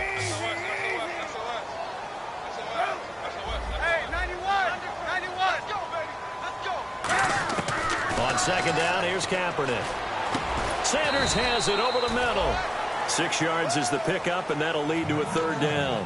In today's football, where receivers break tackles, make people miss, get upfield for the extra yardage, when you see a play like that where it's caught and he's dropped on the spot, that's a big-time play by the defense. Short of the sticks after that completion, and now it's 3rd down for this offense. On 3rd and long, it's Kaepernick. Firing quickly here, and that's complete. And he will have a 1st down here at about the 40. Call it a gain of 7, and it gets him a new set of downs. And that pickup of a 1st down, that's going to leave a mark because they really needed to stop them there, didn't they? Oh, so frustrating. Defensively, you're a play away from getting that football back here down late. Tough. Now they've got to find a way to create a turnover or a takeaway. Otherwise, this one will probably get away from them.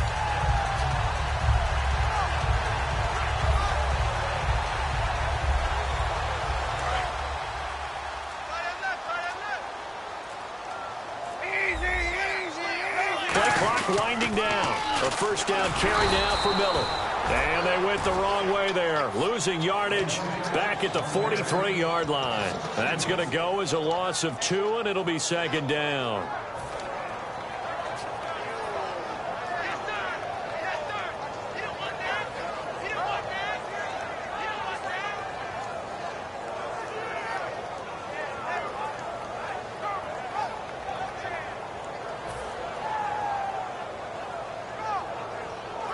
It's already 2nd and 12. The defense hoping to push them back more.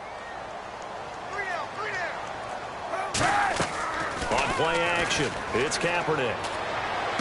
Left side here to Sanders. And brought down, but not before they're inside the 25. So on that play, defense was in the zone. They ran a crossing route offensively, but the defense there, you got to be good with communication, don't you? You certainly do, and it's not something that is really evident when you watch it on the screen. But everyone's talking, communicating, pointing, and it keeps you from chasing receivers because you have a specific zone you have to cover. When a receiver's in your zone and he crosses to another one, you got to let your guy know. They got a completion there, but I like the discipline they showed to stay in their proper areas and then make the tackle. Time running out here on the play clock. Miller. And down inside the 15 he goes. 11 yards on the pickup, and it'll be a Dallas first down. All the elements of what you want out of a play came together on that one. A really nice run, took care of the football, and even more importantly, taking the clock under 4 minutes now. At this stage of the game, how do you bleed out the clock, take care of the ball, and make sure the other team doesn't have a chance to come back on you? You're looking at your sheet, how many timeouts are left, how many runs do we need to close it out? That's what the coach is looking at right now. Situational football, trying to gain a victory. They'll need to get the play off quickly. Again, it's Miller. And this has been a recurring theme tonight for sure. Nowhere to run. Back to the line of scrimmage, that's all. Nothing on that one. It'll be second down. The fourth quarter here, they've got the lead. They want to keep it on the ground. That's what they're doing. Smart football. Keep the clock grinding. Keep it going. But you got to figure now, they're going to see more people stacked up at the line of scrimmage as they try and bleed it out.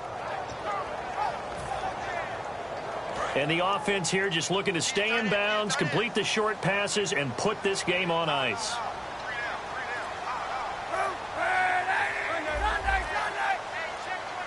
The play clock's running down.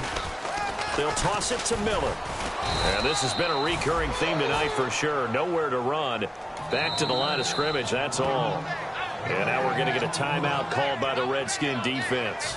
It's just their first. They'll be down to 2 remaining as we step aside here in the fourth quarter. Play number 9 on the drive coming up, and they need 9 yards on third down. From the gun on third down, Kaepernick. And look at this. They get the turnover they needed. It's intercepted. Darius Slay with a pick. And a big turnover there as his guys will get the football back. Very tough spot here for the offense to start. And the D-line pinching together must be expecting the run. He's back to throw. He couldn't quite hold it. Got hit. Ball pops out. Incomplete.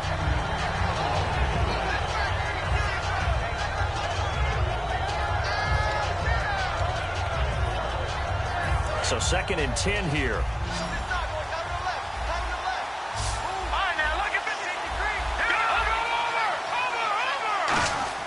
They'll look to throw. And this time he's got the hook up. It's complete. They give him 13 yards there on the play and a fresh set of downs. And quickly they get to the line.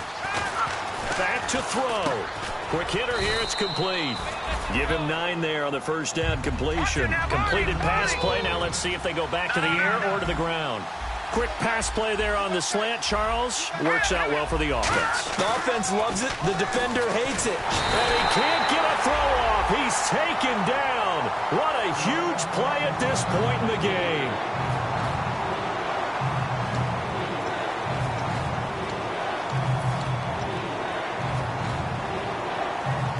Big sack on second down. Now the offense needs to convert here on third.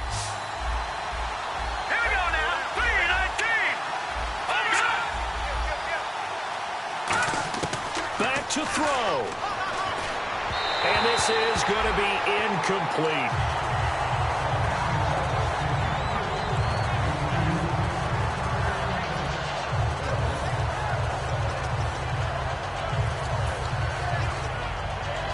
And down by 5. They've got to go for it here on 4th down.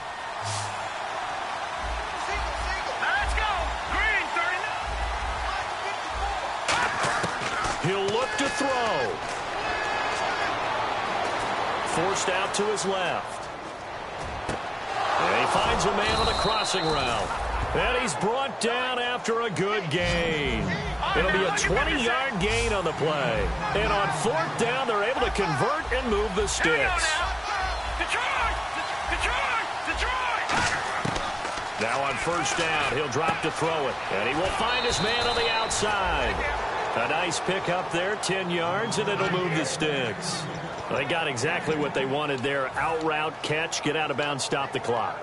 And I have to criticize defense here because you know the situation. You want to keep them inbounds and have the clock run. So I'm sitting on the outside portion of the field and not letting them throw an out route. Throw anything inside and I'll make the tackle. An out route? That's not the way you're supposed to play it. Give them 13 on the pickup there. And it'll be 1st down Washington. And they're going to hurry back to the line now. Here we go now. Back to throw now on 1st down. Escaping the pressure right.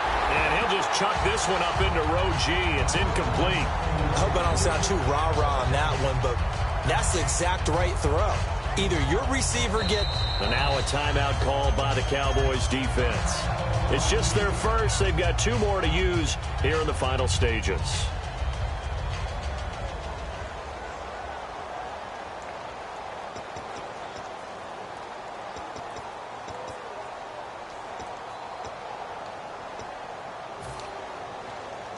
So they're still at the original line of scrimmage here. 2nd down and 10.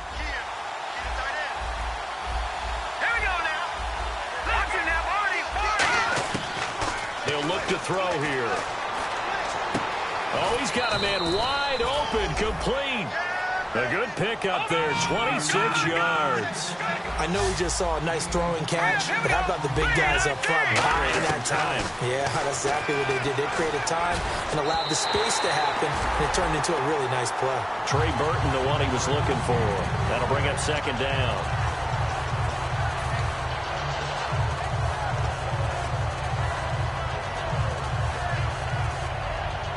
And a really long drive here, and it goes on and on.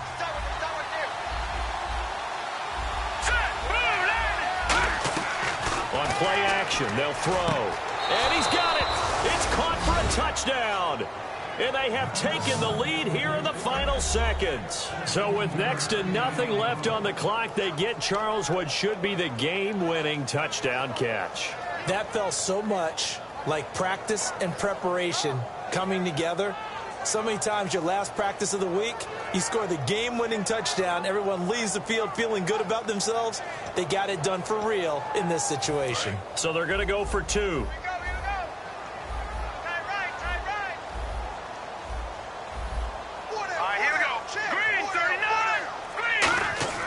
They'll try and throw for it. Rolling to his left. And for a 3rd time tonight, he's intercepted.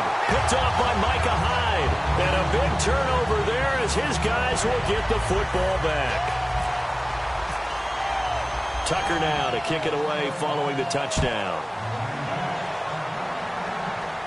And no return on this one as the fair catch is signaled for and taken.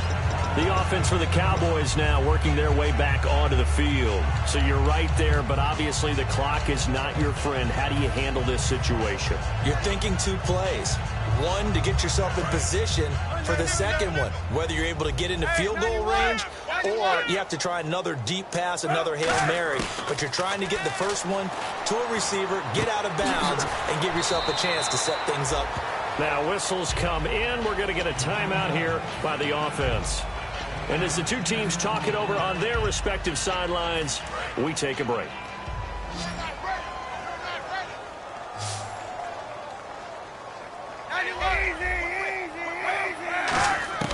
One final try for Kaepernick. We've seen this before. And no escaping this time as he'll go down. They got him for a sack. Well, we saw a close game that kept us on the edge of our seats down to that final whistle. And right before that final whistle, defense with one last exclamation mark there, getting the sack to end it. I love how you phrased it because we were waiting to see what would happen. Obviously, we thought something would happen downfield. Instead, it happens in the offensive backfield, and that's your ball game. So for Washington, they continue to make their case for the playoffs as they move to 9-3. And they'll get a few extra days to get ready for next week where they take on the Pittsburgh Steelers. Meanwhile, for the Cowboys, it'll be loss number 6 on the season for them. And they'll look to regroup next week as they head to MetLife Stadium to take on the New York Giants.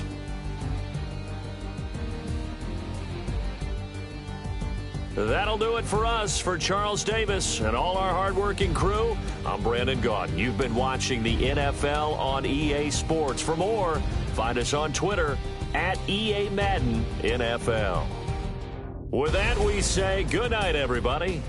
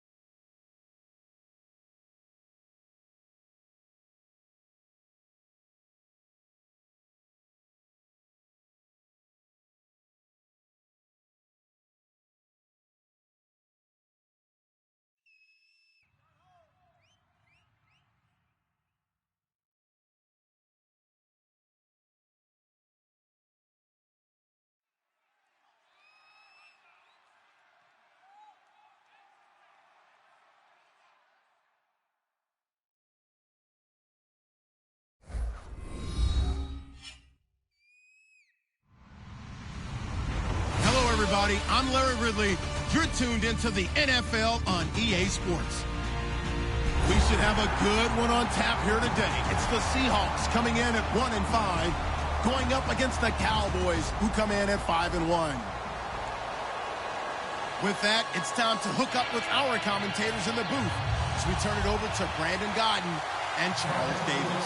Okay, Larry, we are just south of historic Pioneer Square at CenturyLink Field in the beautiful city of Seattle, Washington. Today, we've got a good NFC matchup on tap between the Dallas Cowboys and the Seattle Seahawks.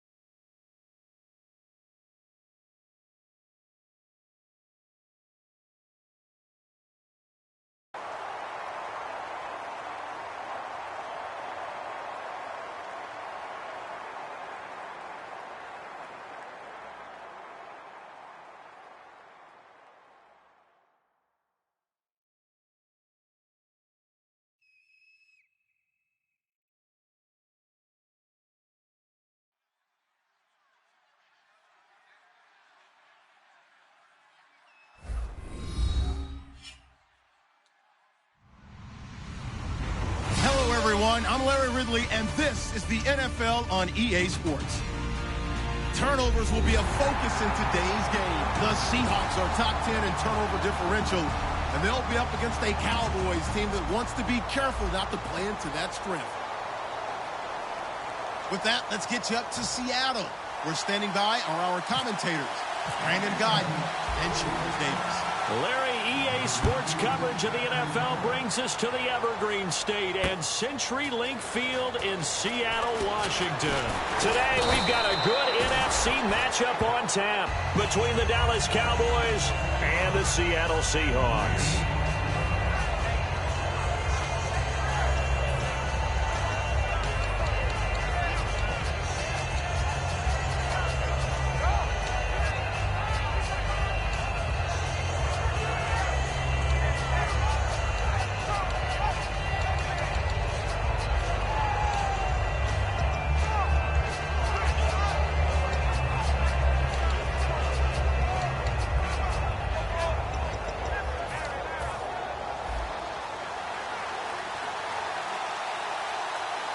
They come out here in the eye.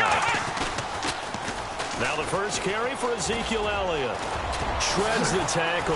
And some room to work. And he'll be taken down, but not before he gets into enemy territory. A tough run by Ezekiel Elliott, the 4th overall pick in the 2016 draft. If you watch tape of him in college, you saw plenty of those runs, because I know the highlights showed him in the open field breaking away from people, but that's how he wore down defenses, those exact type of runs.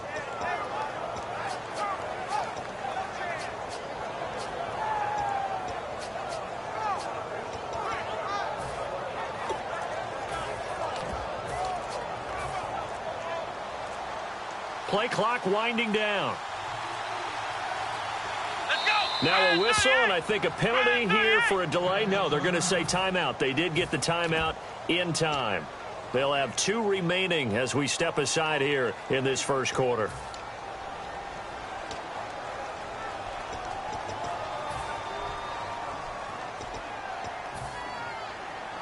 So here we go, 1st and 10 now.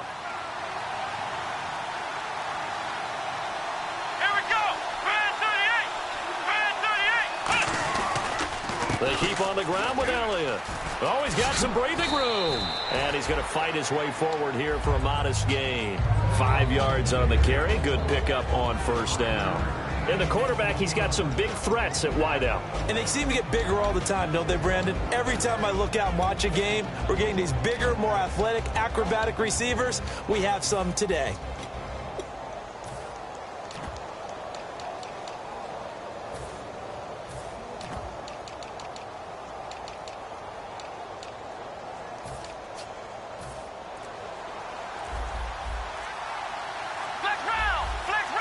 Time running out here on the play clock. Prescott now on 2nd down. And his throw is going to be incomplete. And a look at Seattle's defense. The competition to go to the Pro Bowl at safety is fierce in the NFL. But Rashad Jones makes his case year in and year out as one who should go. So a 2nd down incompletion now brings up 3rd down.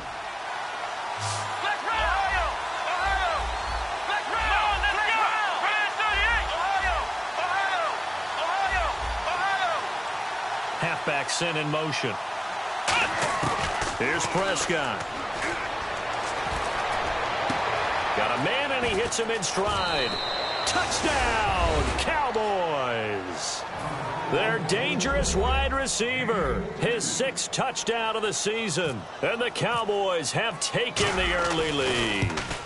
Well, that's how they envisioned it. Get the football to start the game and score it. And I don't know if that was scripted. Was it an audible?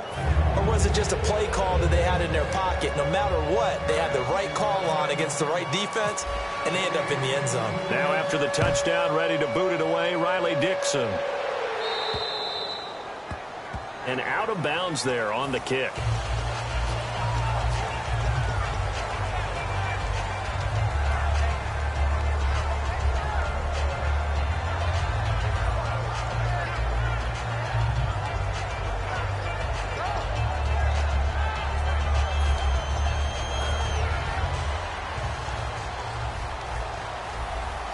Possible run anticipation here as the D-line sandwiches together. A give to Bell. And he'll be brought down just shy of the 45. And give him 4 yards there. It'll be 2nd and 6. The wide receivers, often a very, very talented group, and that's the case here. And they don't mind showcasing it either. Those guys love to be flashy, love to make big plays out in the open field. They will attempt to do so in this game. See if they stay on the ground for 2nd down.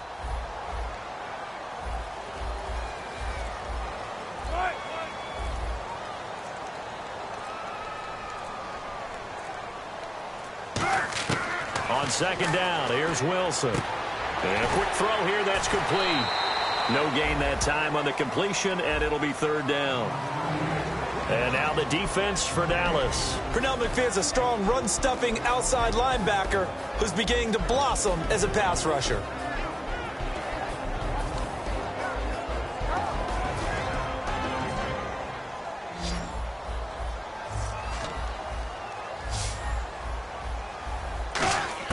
On 3rd down, Wilson. Firing quickly here, and that's complete. Down at the 39-yard line. And they talked about how important the passing game was going to be against that defensive look.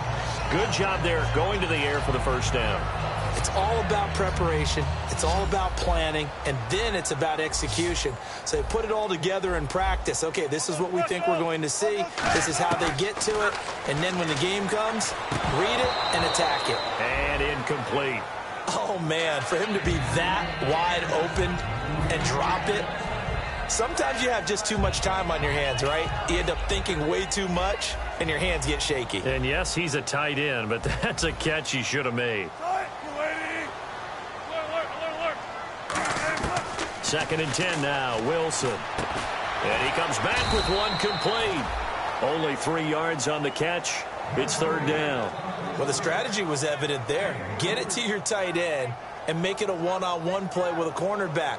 Who's usually going to win that one? The tight end, but not there. Not in this situation. How about the corner defeating that logic and making a really nice tackle? Well, they need to get to the 29 if they want to pick up a first here on 3rd down.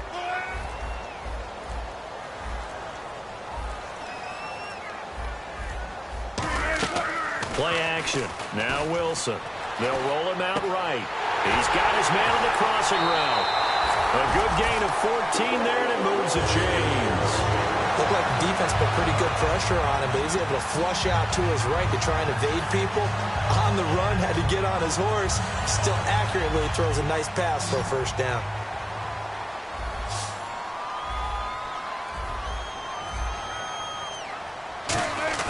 They go play action here on 1st down. He'll buy some time right.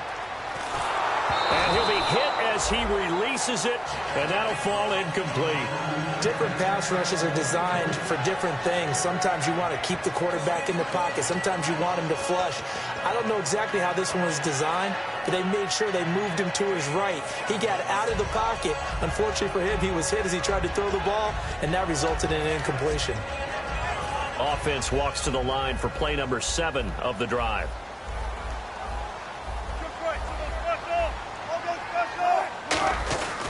On 2nd down, it's Bell. And eventually brought down, but it's near the 5 at the 6. That one goes for 16 yards. It sets him up 1st and goal. I thought guys that were over 30 weren't supposed to run the football this well in the National Football League. How about that veteran leadership? A big-time run combined with some nice blocking by his offensive line, showing that the ins and outs of being a veteran still has his place in this league. His odometer is not totally turned over yet. Looks like the defense in press coverage here. So if I'm an offensive coordinator, there's one thing that I know for sure. This is one of the top 5 teams in the NFL against the run. And he's going to score. It's a Seahawk touchdown. Russell Wilson, his 17th touchdown now on the season. And the Seahawks just an extra point away from tying this thing up. And he knocks it through.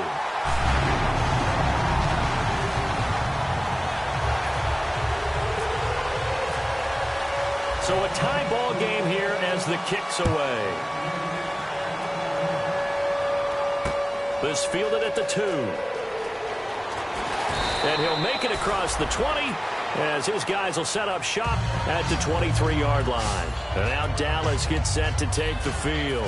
And they'll just simply be looking to build off the confidence of the last time out where they scored a touchdown. And confidence is powerful, isn't it? When you've scored once, you feel like you can go back out there and get it done again. Doesn't matter what the defense throws at them. They feel like they're in a groove right now, and they want to get out there and show it. Yeah, hoping to stay in that groove here this go-around. 2 yards on the pickup there. It'll be 2nd and 8. In today's NFL, you hear all the time about stretching the field and creating space in order to run plays. A toss play will help accomplish that because now you're pushing a defense to chase you all the way to the edges and to the sideline. That's a nice run, probing now early to try and get things done later. And he finds a man with a crossing route. And he'll be taken down, but not before he gets into enemy territory. So there on that play, offensively, they ran the crossing route. Defense was in zone coverage. So as a former DB, how tough is it to defend that? It's really difficult because your natural inclination is to chase the receiver and maybe leave your zone. So you have to have discipline in order to talk to your other coverage guys and let him know that that receiver's crossing from your zone to the next zone. He's coming your way. Make sure you have him. And then when the ball is actually thrown, secure the tackle. When they're moving on crossing routes, if you miss a tackle, it usually results in a big play. They'll need to get the play off quickly. They'll try the sweep with Elliott. Oh, he's got a little daylight. And he's brought down. 13 yards there on the pickup, and it'll be 1st down, Cowboys.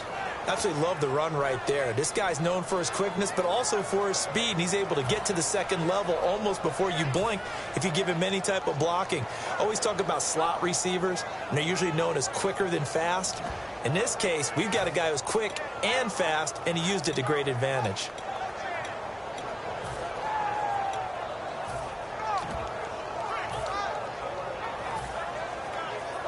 So it'll be 1st down here after the run. Ohio! The play clock's running down. On the ground, this is Jalen Richard. And a short gain down to about the 33. 2 yards on the carry there. It'll be 2nd down. That's a good play by the guys on the defensive side of the ball. Held him to a gain of 2. And that changes the playbook a little bit now for the guy calling plays. 2nd and 8. Now he's got to probably think about going to the air instead of maybe staying with the ground game. And after the play on the ground, that brings up 2nd down here. Ohio! 2nd down, Prescott. And the ball is knocked out. And they will take over at the 26-yard line. We have seen this before, and we know coaches preach about this and work on it all the time. Catch the ball. You know there's going to be some traffic somewhere. They've got to put it away and secure it as they try and get downfield. So they need to determine if that knee was down before the ball was coughed up. And they also wanted to make sure that the ball was possessed as they were going through it, that the ball wasn't working its way free before the knee hit the ground. Shift together here from the D-line. Following the fumble recovery, it's Wilson. And he's got his man on the out route.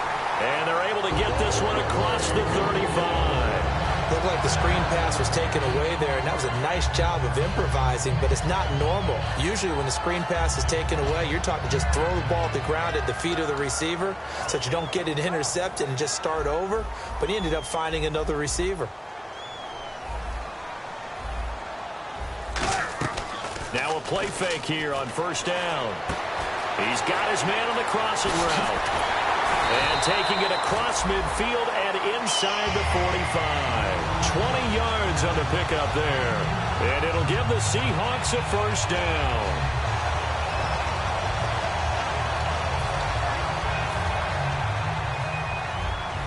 The defensive line disperses a little bit here, maybe expecting a pass. Wilson now off the bootleg. And this one caught by Cameron Brate. Alongside my broadcast partner, Charles Davis, Brandon Gaudin hits the Seahawks with a football to begin. So after that big gain, let's see what else the offense has up its sleeve.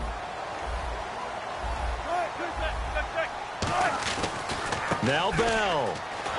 And they'll lose yardage here. They go backwards to the 13-yard line. A loss of a full 3 yards, and now it's second down. Well, it's been the air game that's taken them down on this drive before they finally turned around and handed it off on the last play. And now they're looking for the big boys to get him in the end zone. Couldn't do it there. It'll be interesting to see. Offensive lines had to pass block a lot on this drive. Will they be able to revert and fire out and create some space in the run game? Rolling to his right. And he's just going to throw this one out of bounds here. Nowhere to go with it. Incomplete. Whether they deserve credit or not, the defense is going to take credit for that incompletion because it always feels good when you slow down an offense.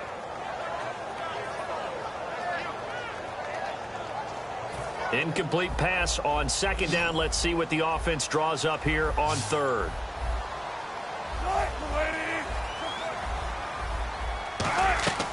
Third and long. It's Wilson.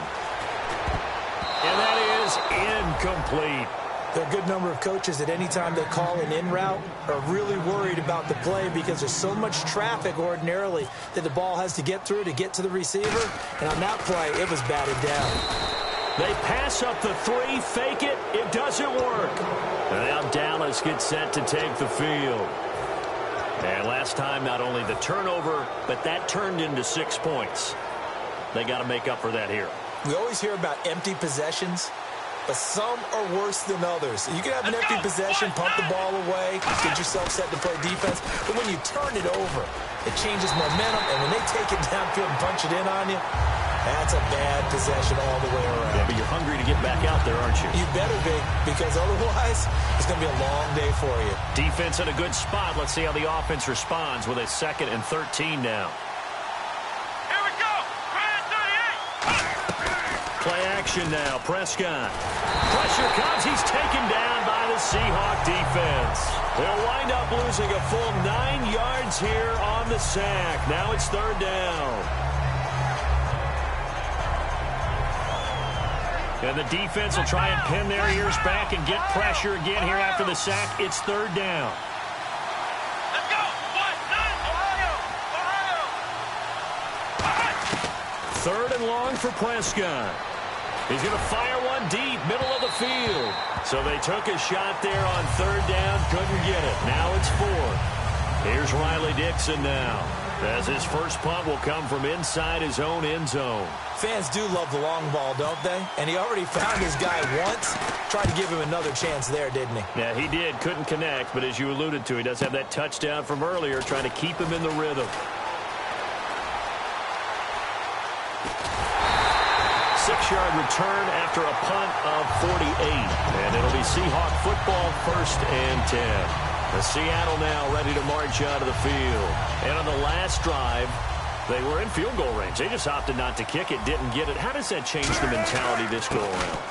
I don't think it changes much for the head coach because this is what he preaches all the time. Attack at all times in any spot on the field. And he likes touchdowns, not field goals. Now, your field goal kicker, you've got to make sure you nurse him through and say, okay, don't worry about it. When we need you, you've got to be ready to go. And the team, of course, loves to see points on the board. So let's see if it changes a little bit if they're in the same spot again. We'll see what the decision is here if they get to that spot. Sliding out of the pocket. And that one goes incomplete. He's maybe lucky it wasn't a fumble as he got hit as he threw it. Well, the great coach has said football is really a simple game. Rush theirs, protect yours. And he's talking about those guys throwing the football. In this situation, the rush won, hitting the quarterback and forcing him into an incompletion. Defense thinking pass. They've got the nickel set out on 3rd and 6. Flushed out right. And he finds a man with a crossing route. And he'll get this one down near the 20-yard line. A big gain of 31 on third down. There will always be a place for methodically marching the ball downfield. But when you can pick it up in big chunks and strike like that, have explosive plays, that's often the difference in winning and losing. Those types of plays that can knock a defense off balance, that'll drive a team towards a victory. It's a 6-yard gain on the ground, and that'll make it 2nd and 4. This drive is turning into an extended one, and the guy carrying the ball, he's becoming more like a body blows guy. Every carry is putting some damage on the defense. So after a while, I'm not too sure how many guys are going to want to run up and tackle him. They come out here in the eye. To throw is Wilson. Quick hitter here. It's complete. That one good for the completion percentage, but no gain. It'll be third down. Well, he caught it right at the line of scrimmage, and before he could even think about advancing it forward, he got hit. Great tackling, because that's what you're taught. Don't give up yards after the catch, and most offenses make a living off of yards after catch. Those hidden yards that may not go into the score sheet, but they count big for moving the ball and stretching the field. Really nice open field tackle. He was looking to hit his running back, Le'Veon Bell, that time. Now fourth down.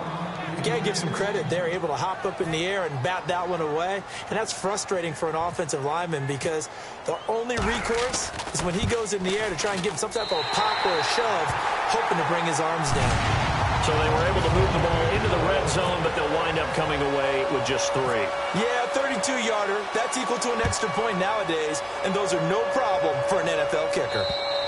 And they will not get a chance to return this one as it's through the end zone for a touchback. And out now come the Cowboys. And on the last go-around, they really couldn't get anything going. They had to punt from deep inside their own territory, which means you're going to lose the field position battle as a general rule. What they're looking for now is a little more consistency, move the ball at least a few times on offense, get a couple of first downs, and hopefully flip the field. Yeah, just something to build off of. That's what they're looking for here. Not a run that you're going to write home about, but still a good first down run. That's what an offense calls staying on schedule. 3 to 4 yards on first down, you're set up very well for the rest of the drive. A second down throw for Prescott. Wide open receiver complete. Defenders giving chase, but I don't think they're going to get there. Touchdown, Cowboys. A big play there. His 5th touchdown now on the year. And the Cowboys have retaken the lead. And nothing too crazy there. A quick slant, and then he just had a seam. He found a seam. And when you hit it on the run like that, and I mean the pass right to the receiver who's already in motion and moving, sometimes he just takes it and runs away from everyone else. And he ran it into the end zone. And the defense, they've got to adjust there quickly. That's tough on them. That's really tough because everything was executed well. Ball was out of his hands quickly, into the hands of the receiver, and then he was gone. Solid return, pretty good field position. They'll start at the 32-yard line. And out now come the Seahawks. And last time they got 3 points, but it was a chip shot field goal. And when you go to the sideline after a chip shot field goal, maybe the offense not too happy. It's a balancing act, isn't it? Because you're exactly right. They're none too pleased that they didn't punch it in for 6 points. But we also have to remember they did put points on the board. 3 points is 3 points. And in this league, you take points when you can get them. Not easily done. And he'll get this one up to about the 39 here. It's a 6-yard pickup, and it gets him to 2nd and 4. Some runs are blocked so well, you almost forget that someone has to carry the ball to gain the yardage. The leverage by the offensive line to create space up front, really well done. They'll roll him out right. It's a short one here, complete to his tight end. They get 5 out of that one, and it moves the chains. As a general rule, offensive linemen like to know where their quarterback's going to be when he's setting up to throw the football. But sometimes they just have to get on the run, get on the move. He was able to do that on that play and picks up a first down with a nice throw. So the offense has it 1st and 10.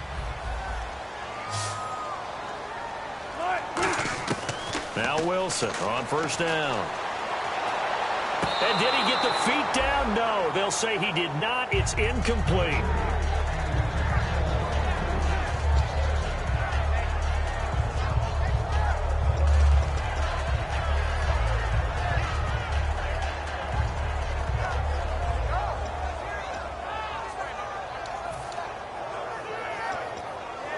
And on 2nd and 10 now.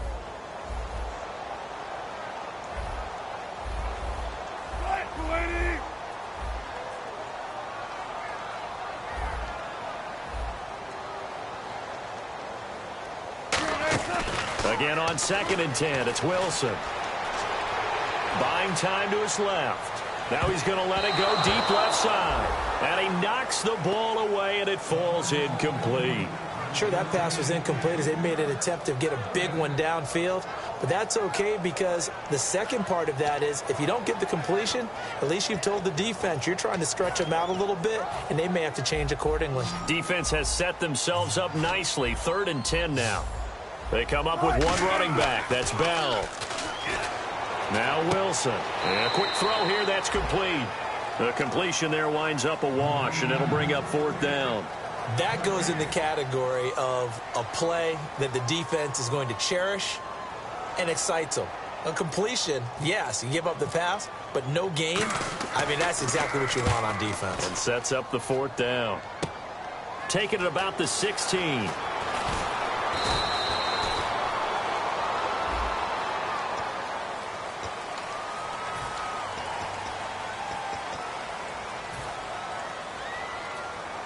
And it looks like this will likely be the last play before we hit the 2-minute warning. Let's see if they can sneak one more good play in before the 2-minute signal. They come out here in the eye. Elliott, toss right. And he is out of bounds, getting it across the 30-yard line.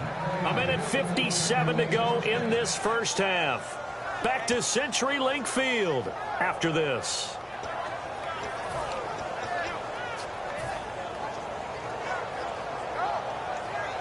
Fresh set of downs here. Let's go. They go to Elliott again. And he'll be tackled just past the 35 at the 36. 5 yards is the tally on first down. That brings up 2nd and 5. I know the toss play begins with the guy taking the snap and turning around and tossing it to the runner. But where the real intrigue is, can they seal the edge? Whether it's an offensive tackle or a tight end in the direction they want to run the football. If they do that, that's the result that you get, that type of a gain. If they don't, oftentimes it's not a very successful play. Touchdown, Cowboys! Their dangerous wide receiver with his 2nd touchdown of the game, number 7 on the year. And the Cowboys will add on to their lead. It's good, and it's 21-10.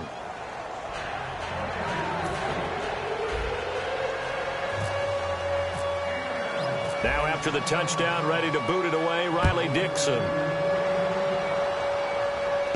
This will be fielded at the 6. No, a nifty juke there. Not much fun for a guy trying to tackle him. There he goes, right side. 20, 10, 5, and all the way in. Touchdown, Seattle. Their dangerous wide receiver, 94 yards. And the Seahawks have made this a one-score game. And he's got it to make this a 21-17 game.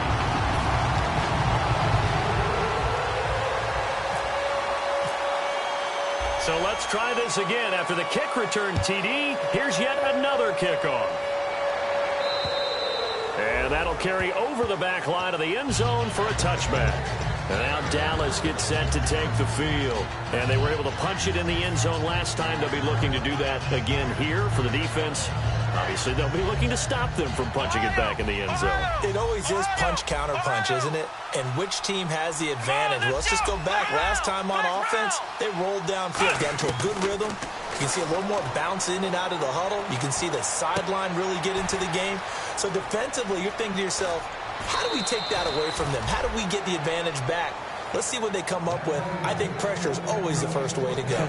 You love pressure. I love it. We'll see if they dial it up this drive.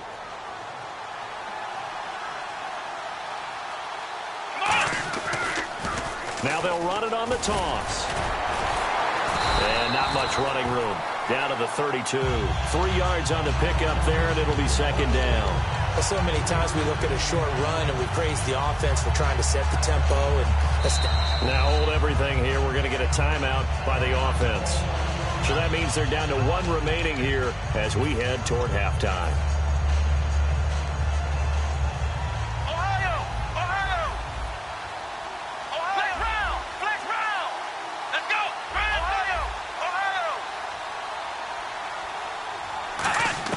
Prescott now on 2nd down. He's going to rifle one deep left side. And this is caught. And he'll take it into the end zone for a Cowboy touchdown. Their dangerous wide receiver on his way to a monster game. 3 first-half touchdowns. And the Cowboys will extend their lead. And it's no good. Oh, he misses the extra point, and our score stays right where it is.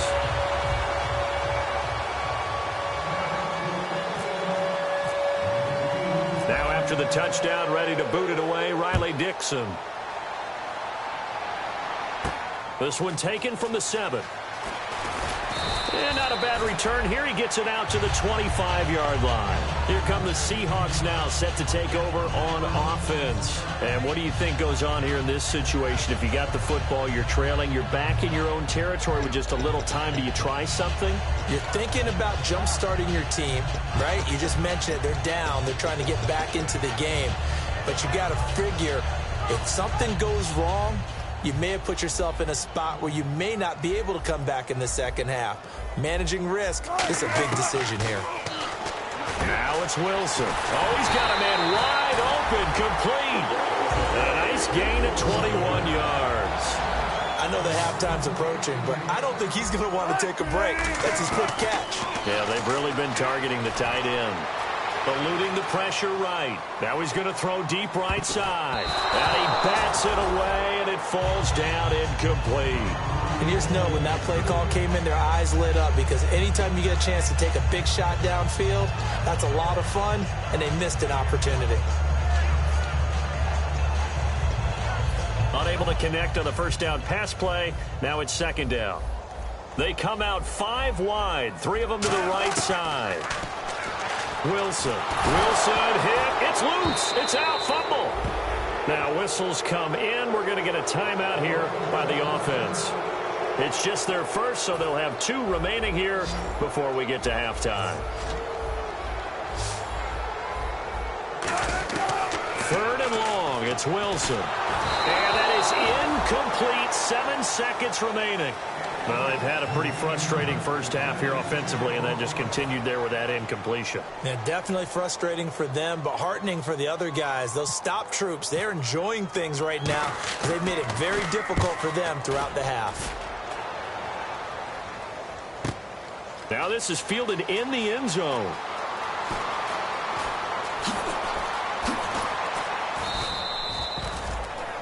So we reach halftime here, and hello, I guess Larry's halftime show is buttoned through, and we are moving on and ready to go for the 3rd quarter. So both teams have their marching orders, and we'll get going again here in quarter number 3. This is fielded at the chalk of the 10. Solid return, pretty good field position. They'll start at the 32-yard line. The Seahawks offense now, they get ready to head back onto the field. They trail offense, first time to touch the ball in quarter 3, and we'll see what they can do. And I can't wait to see what they have planned, because some teams script to start a half. Other teams just go, okay, these are the sequence of plays we want to run. These things worked well for us. And sometimes they throw in that big chunk play right away. Shocker. Try and get after them early and try and create a big play to give themselves some momentum. See what they have up their sleeve. And the tip there altered the ball flight, and it falls incomplete. It'll be second down. Really nice play by the guys on the defensive side of the ball, but for the guys on the offensive line, they're doing a nice job of trying to protect their passer. But when a guy hops in the air and goes airborne to try and knock one away, it's difficult because you can't reach out and grab him. That'll be a holding penalty. So all you're trying to do is make some type of a play on him, make some type of contact to try and get his arms out of the sky. And it's a short one here, complete to the tight end. It's a pickup of 16 there, and it'll lead to a new set of downs. So much goes into a successful play, doesn't it? How about that play action there, freezing the defense just enough to bring the tight end free downfield for the completion. Now a play fake here on first down. Going to throw right side here, complete. And taking it across midfield and just shy of the 40. It's a gain of 11 yards that time, and it produces a new set of downs. And now it looks like they're going to be in the hurry-up. They go play action here on first down. Going right side here, and that's complete. A good pickup there. 8 yards on the first down completion. And this time they go underneath for a simple pitch and catch. And not only do you get the pitch and catch, Brandon, but you're able to keep the receiver moving when you hit him with the drag route. Offense in a good spot here, 2nd and 2. Looking to jam the receivers at the line here. Press coverage look defensively. Here's Wilson to throw. And no escaping this time as he'll go down. They got him for a sack. Pernell McPhee in there to sack him for a loss of 6. First down marker at the 31. It's 3rd down. They go play action now. Wilson. He'll buy some time right. He can run for it, and he will. It's a gain of 5 on the play, and that's going to bring up a 4th down. Okay, he's not going to get the first down, but this is still a nice job of buying some time and then running to get to the sideline and get out of bounds and avoid the big hit. Still just the 3rd quarter, but they've got to make something happen. I think they know that. They're going for it on 4th. They're going on 4th down. It's Wilson. Throwing right, and that's complete. 14 yards there on the pickup, and they're able to pick up the conversion here on 4th down. Boy, that's some kind of effort. When he caught it, I doubted if he could get there. Knew it was going to be close, but credit him. Really good effort. How about the rack on that play, the run after catch? But most of the time we think of it as just being an open field and picking up yardage. Sometimes you have to be real physical in order to gain the yardage you need for a first down. He's going to flip that out to the flat. It's complete. It'll be a gain of 9, and that'll make it 2nd and short. It's funny, throughout the time that we've been together, when we talk with running backs about the ability to catch the ball, their eyes light up when they talk about open field and having one-on-one matchups, don't they? Yeah, they do, and that's the reason why. What we just saw, shedding those tackles, and that's what they're used to doing. It is, and it starts at the beginning of the play. One-on-one matchup with someone trying to cover them. And he will not be denied. Into the end zone. Touchdown, Seahawks. Le'Veon Bell with touchdown number 7 on the year. And the Seahawks able to make this a close game again.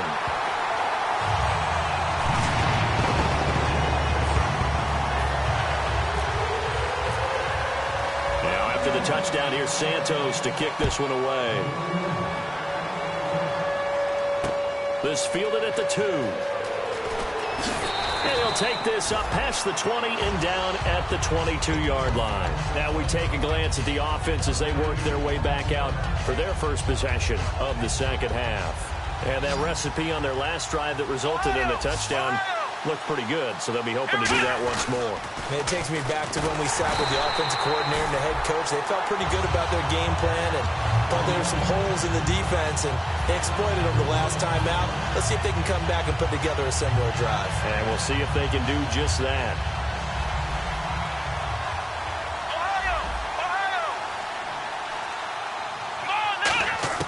Second down, Prescott. Firing quickly here, and that's complete. And he's eventually brought down, but not before he reaches the 39, just shy of the 40. And with that last play, he's now up over that 300-yard mark. And in today's NFL, it almost feels routine. And I hate that when you talk about a 300-yard passing game. To me, 300 yards still signifies excellence, and he's achieved that in this performance. And now a first down following that long gain.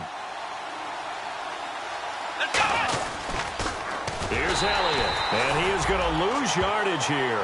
So a loss of 5, and it'll be 2nd down.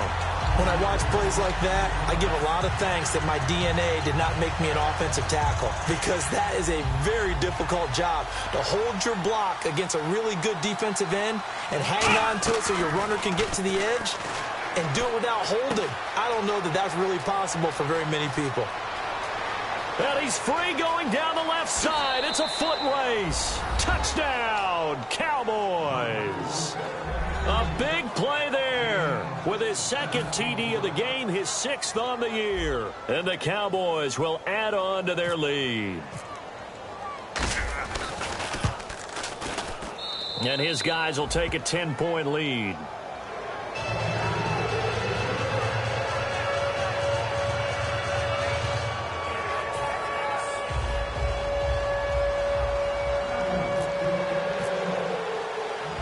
after the touchdown, ready to boot it away, Riley Dixon. And a fair catch signaled for and taken successfully. And the Seahawks get ready to trot out on the field. And that last drive, a long drive, but not just that. They had a great air attack going. Do they stick with that? I would think that they would, because if they were confident enough to do it on the last drive, starting backed up in their own territory, why would you change anything? They've got to be confident about what they're presenting and continue to do so. Yeah, because the secondary, they really look clueless. And that was amazing because that drive went and went, no adjustments, and no big plays by the defense to knock the ball away. Out to the flat, that's complete to his running back. And a pretty little juke move there, but not a ton to show for it afterwards as he's brought down. I know most of the time when the ball's in the air, you're thinking wide receiver, tight end, but running backs, they can be a big part of any passing offense nowadays. 4 yards remaining now on second down. Off the play fake, here's Wilson. And no escaping this time as he'll go down. They got him for a sack. The game plan for any defense is finding ways to make a quarterback uncomfortable in the pocket.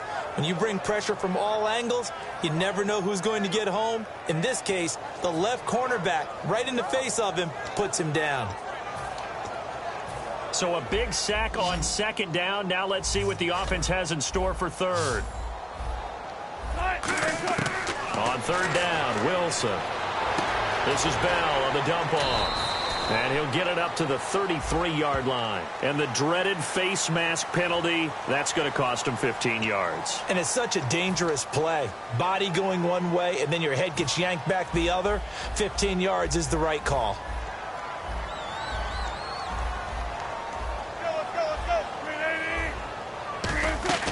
Play action. It's Wilson.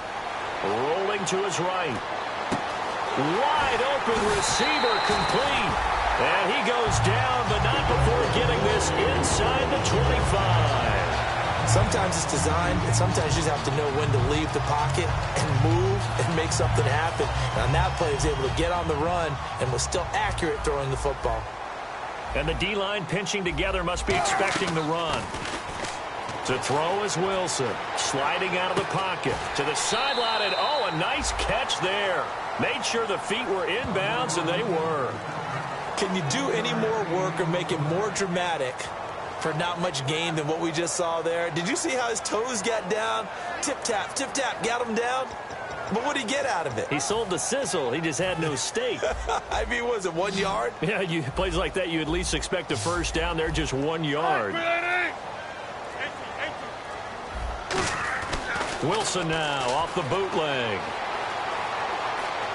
And he'll just throw this one over in the way of the security crew. Incomplete here.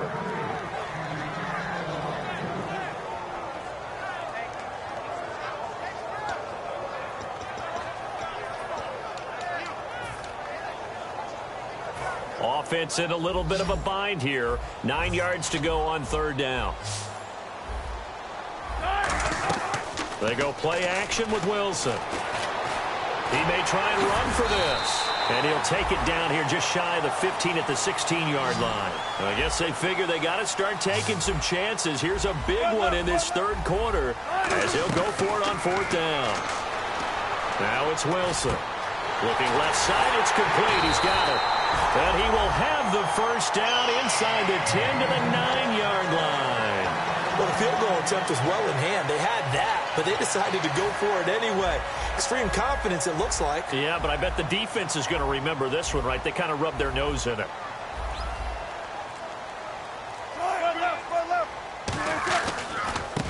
Now a handoff here to his running back. And he is in for the Seattle touchdown. A great effort there. His first touchdown on the year. And the Seahawks have made this a one-score game. And they'll get set here looking for the two-point conversion. Wilson going to throw for it. It's complete. And he'll get in for the 2 points, and in so doing, cut the deficit to 2 points. Now, after the touchdown, here's Santos to kick this one away. This fielded at the 2. And he'll get across the 20 before he's brought down at about the 23-yard line. Here's the Dallas offense now heading back out onto the field.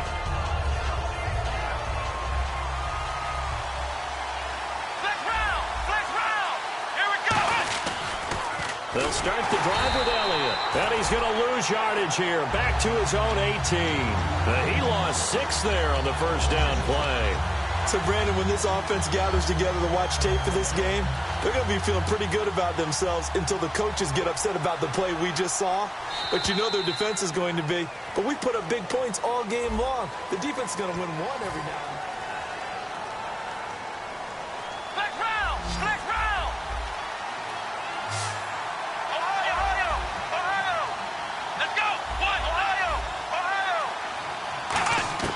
Prescott now on second down. Well, this is taken in. It's complete. So holding by the offense, and maybe now got to shift up what you want to do on the playbook. Yeah, definitely. Change what you're doing in the playbook, but boy, the advantage shifts to the guys on defense, doesn't it? Longer yardage situations, they often become bolder. A second down throw for Prescott. And he's going to find his man out of the backfield. That's complete. It'll be a gain of 24 on the play. And that is going to set up a 3rd and 1. In recent years, the slot receivers really gained stature in the NFL because they can do so many things. Yes, they can line up wide like your normal wide receiver, but to have that kind of courage and toughness to run routes in the middle of the field and become dependable targets for their quarterbacks and move the sticks, those guys are worth their weight in gold. 3rd down now following the completed pass. And they'll go with the ground attack here. That'll make it 4th down after a loss of 1. Yeah, let me pump out my chest a little bit, even though I'm not rooting for either team. That was a really nice defensive play. It's awfully fun to watch, even in an offensive game. He gets this one away, and boy, it's another boomer.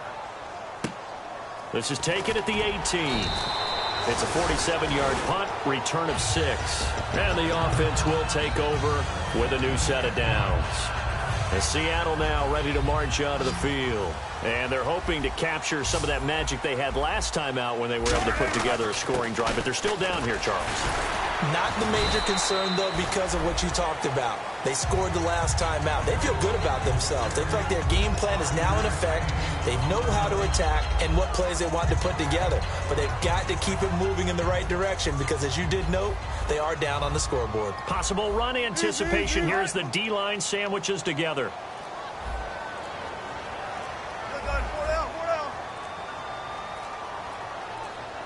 Now with the play clock down to 2, we're going to get a timeout here. That's going to leave them with just 1 remaining here in this 4th quarter. And the coach has decided to throw the red flag. He will challenge this play.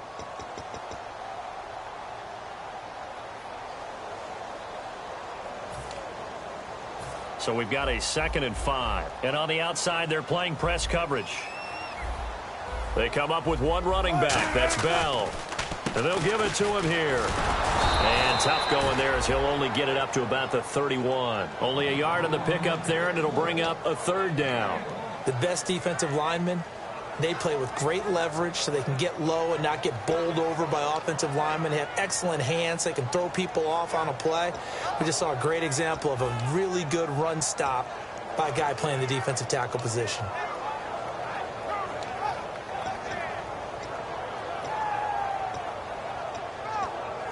So following the run, we'll see what they do here on 3rd down.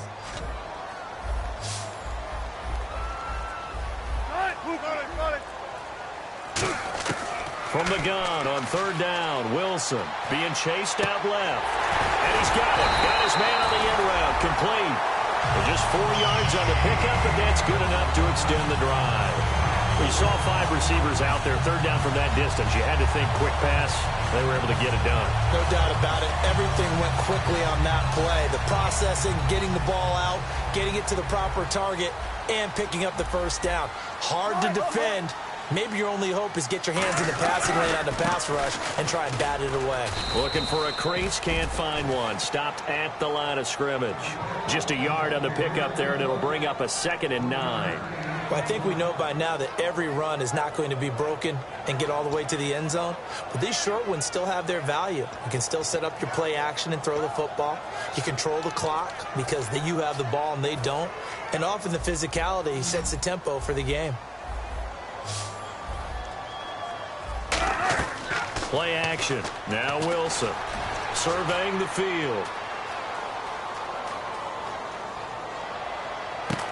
Is this intercepted? It is. It's intercepted. A great read, and it's picked off. And his guys will take over at their own 44-yard line. Now the Cowboys offense heads back onto the field. And they're coming off a 3-and-out, my friend. I think they've got to look at that play sheet and go to a spot that they haven't gone before. Time to shake things up a little bit to try and get this offense moving. Okay, so how do you do that? How do you shake things up?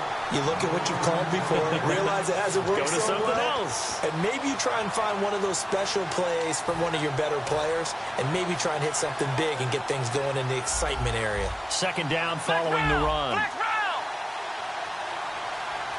Here we go. Second down, Prescott. Oh, he's got a man wide open, complete. And he's brought down. A good pickup there of 20 yards. And on that last play there, he's over 400 yards passing now. You know what that generally means? Success. That, and it means you really didn't miss opportunities. Usually very accurate. The ball's getting to the right place. Guys are making yardage after the catch to help you out that way. I mean, the whole team has picked it up. And don't forget, that means the offensive line has had to pass protect pretty well, too. Yeah, everyone dialed in. First down and 10 now for the offensive group. They'll come out in the pistol. Play clock winding down. They'll run with Elliott. And able to break one tackle, but then quickly brought down. Give him 5 on the carry there, and it'll be second down. Offensive linemen love creating space for their guys carrying the ball, but when that guy also breaks tackles and creates extra yardage, they almost feel like he's one of them, and they really embrace him. See if they stay on the ground for second down. Here we go. 38. Play action now. Prescott. Quick hitter here. It's complete. And they'll be inside the 25 now at the 24. And when you're playing a quarterback with some experience and some moxie, you enter the danger zone when you decide to blitz him, because if he's able to diagnose as he did on that play, he can hurt you downfield. He reads defenses so well, doesn't he? He really does, and the best part about that play for him, I don't think that was his primary target. I don't think so either. I think he had the read, figured out where the blitz was coming from, and went to a secondary target for a really nice gain.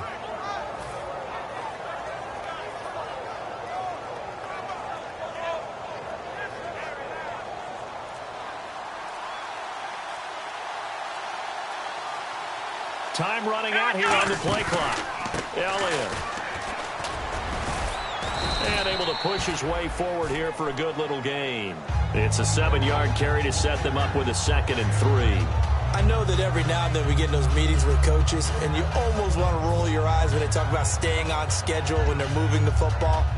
But would you say a 7-yard run is ahead of schedule? Fourth quarter with the lead, you love that, don't you? No doubt about it, because staying on schedule is trying to get 4 downs on first down. They did that plus 3.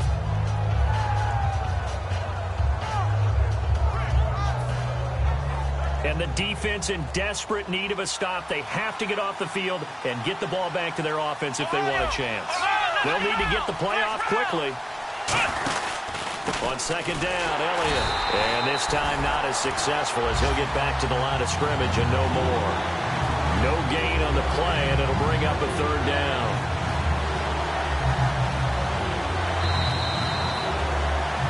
Time for a break. We'll come back, see what transpires after this.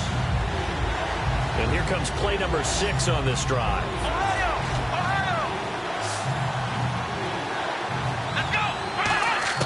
Prescott from the gun on 3rd. That's complete right around the 8. And he picks up the 1st as he's able to take it down to the 7-yard line. Would it be safe to say that as precise as routes are supposed to be run in the NFL, maybe they're not quite as precise in college ball? That's accurate, yeah. And I think we saw a college route in the NFL there. Just find the soft spot, find the dead zone, and find the first down, and that's what he just did.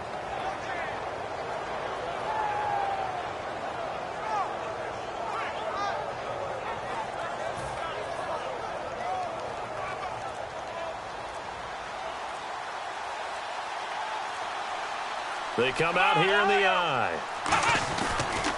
Now Elliott. And he'll take it into the end zone for a Cowboy touchdown. Ezekiel Elliott, his 9th touchdown of the season. And the Cowboys will extend their lead. And there you go. Nothing really too complex. Block, keep your assignments, let them run it in. They did it. Fundamental football. Good blocking beats good tackling on that play. End result, touchdown.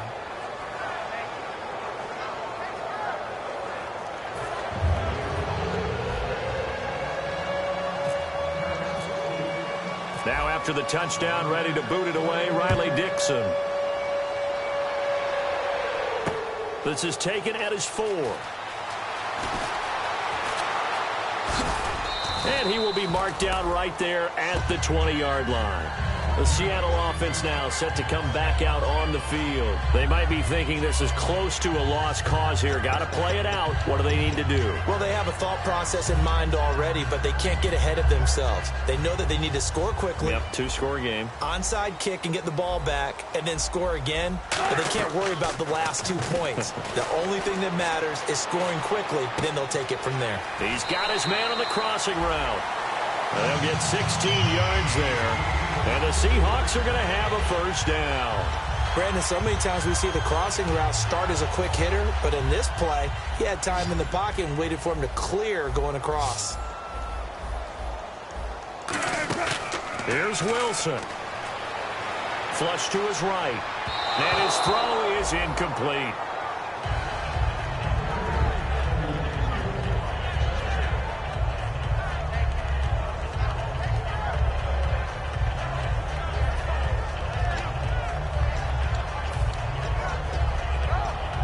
And, Charles, in this situation, this is where the word miracle comes into play. Have to score real fast, maybe throw a jump ball in the end zone and hope for the best. Wilson. Dancing to his left. Now a desperation throw deep downfield. And this is intercepted, and that should do it. Picked off Byron Jones. And he'll return this one just shy of midfield to the 49. And now Dallas gets set to take the field. Getting down. And play is stopped here. Timeout. It's the defense calling the timeout here. It'll be their 3rd and final timeout, so as they talk things over, we'll step aside.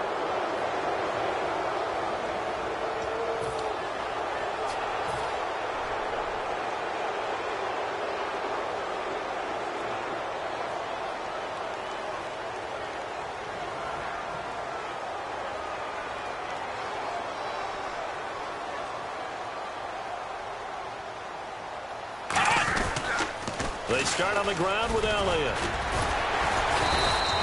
It's a loss of 2 there, bringing up 2nd down. Hey, a lot of points have been scored in this game, but what a nice play by the defense. Stepping up on that one, maybe they'll get things going in their direction after a play like that.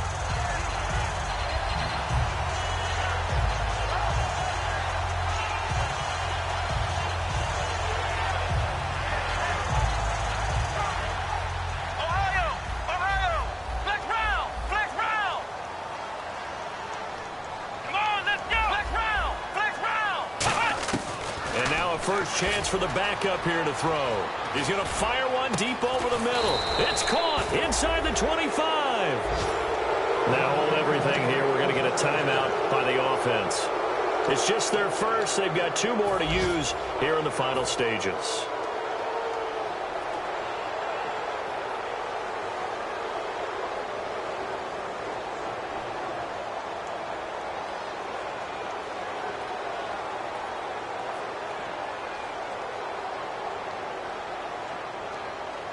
So after that big play, let's see if they can catch their defense maybe on their heels. Here we go. Round 38. Ohio. Flex round.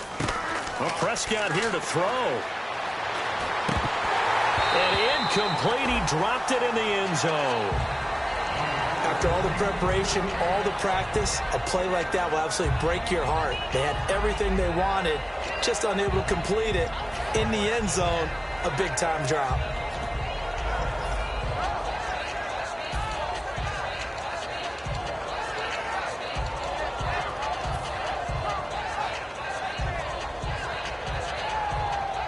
Oh, now look at this. They're lining up to add 3 more, little insult to injury here late in the game. This will be a 37-yard attempt. And that is going to sail wide right. It's no good. And this score will stay right where it is. So it's an empty trip downfield there as they get a missed field goal on 4th down.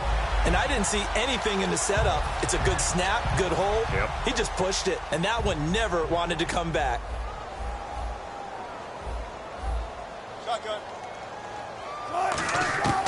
One last shot for Wilson. This is Bell on the dump off. And he's able to get out to the 32, brought down there. A big offensive explosion helped leading them to victory. And the defensive guys, they're just saying, hey, put those points up every week. We'll just keep winning. They will gratefully accept them, won't they? It makes their job that much easier when they're scoring that many points. Allows them to play with a totally different style and a different flow. So for Dallas, they remain one of the hottest teams out there as the win moves them to 6-1. And they'll get another road date next week as their opponents will be the Washington Redskins. Meanwhile, for Seattle, things are definitely going south quickly as they fall now to 1-6. And they'll try to turn things around next week as they have a matchup in New Orleans against the Saints. So that'll just about do it for Charles Davis. I'm Brandon Gaudin. You've been watching the NFL on EA Sports. For more, log on to easports.com. From Seattle, so long, everybody.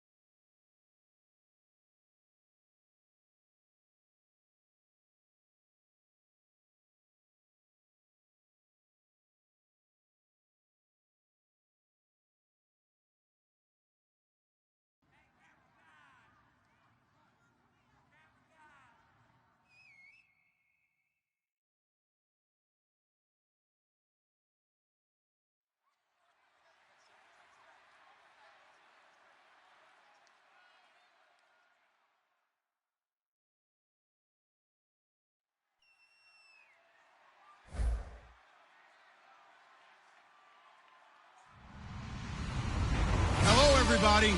I'm Larry Ridley, and this is Madden 17 on EA Sports. The stakes have been raised here in the wild card round as it's time to win or get an early start on the offseason. It's the Cowboys going up against the Giants. So with kickoff approaching, let's send it over to our commentators here this afternoon, Brandon Godden and Charles Davis. Thank you, Larry. Coming to you from just off the New Jersey Turnpike in East Rutherford. We are just about set for football on EA Sports from MetLife Stadium. Coming up, it's the final game of Wild Card Weekend, and we've got a good NFC matchup in store between the Dallas Cowboys and the New York Giants.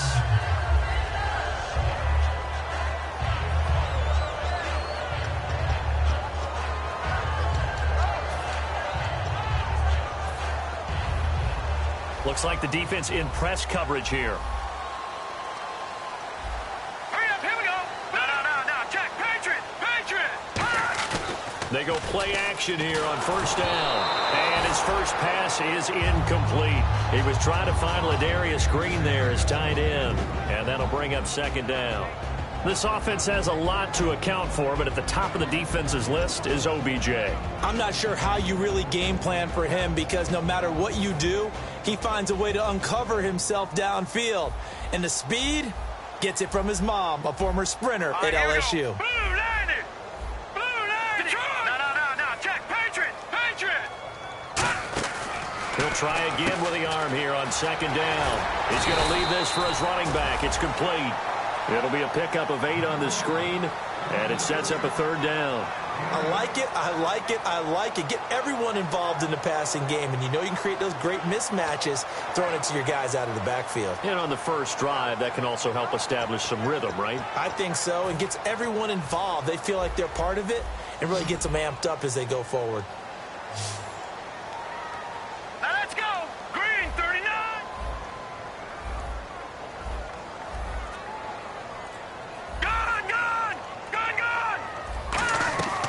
They'll go to the air here on 3rd and 2. Going underneath for Gordon. It's a gain of 20 and picking up the first. And Brandon, from our time in college football, where receivers weren't running the traditional NFL route tree, one thing they did learn, find open areas, find soft spots, and set up and catch the ball. And I think we just saw that. Now whistles come in. We're going to get a timeout here by the offense. They'll have 2 remaining as we step aside here in this first quarter.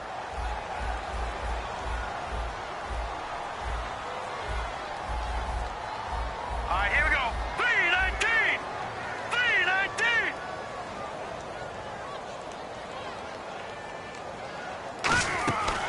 Now a first carry for Melvin Gordon. And he's going to get this one down near the 45-yard line. Give him a couple on the carry there, 2nd and 8. And this defensive line will be looking to control the point of attack. And that's what they've done throughout this season. This is a terrific unit. They play together very, very well, and they don't permit big plays to happen. And they still need 8 yards for the first here on 2nd down. Shift together here from the D-line. All right, here we go. Leopard.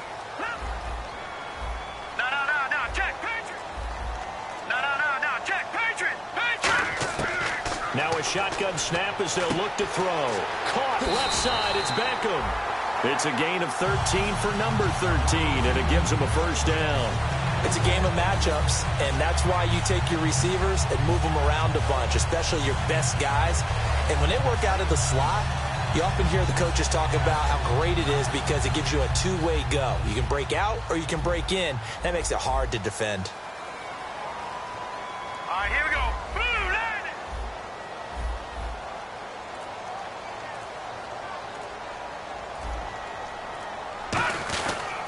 Now Gordon on first down. They'll get it to the 23-yard line. A nice run there, 9 yards, and it'll be 2nd down. And that's the kind of run that gets everyone excited on offense. And, you know, oftentimes the guys who carry the ball are the ones in the huddle doing the chirping. Right now, I think it's the offensive line telling them, run it again. We are right there about to break a big one.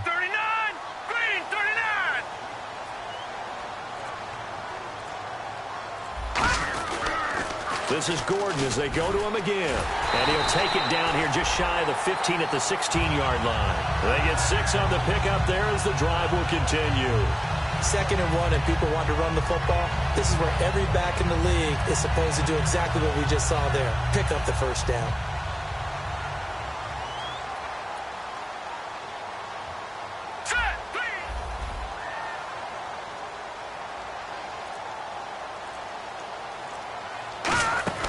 From the red zone now, they'll look to throw. He's going to flip that out to the flat. It's complete.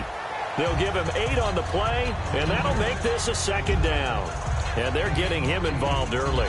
You feel like they saw something on tape, or they just have a sense with him because he's had a good week of practice or something in that area that they want him involved, just as you said. They want him to touch it either in the running game or the passing game, but they must like the matchups they're getting. On 2nd down, they'll run with Gordon. And he is going to lose yardage here. It's a loss of 2, now 3rd down. Jalen Smith out of Notre Dame. Partner, that's got to be one of the best stories in the NFL, seeing him out on the field. Yeah, it really is. That injury that he had during the bowl game against Ohio State, boy, that hurt his draft stock. So nice to see him out there. I had him rated as the top player in his class in 2006. And he will take it on in for a giant touchdown. Their big tight end from 10 yards out. And the Giants take it right down and score on the opening drive. It's up, it's good, and the Giants have a 7-0 lead.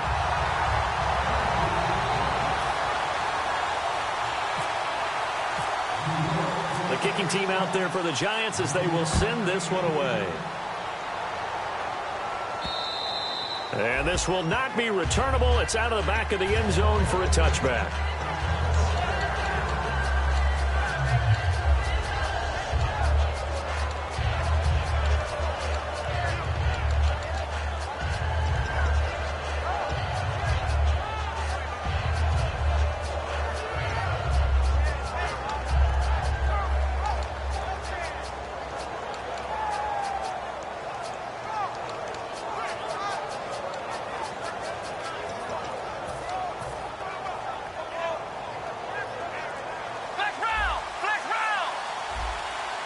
The play clock's running down, so the D-line's going to spread out.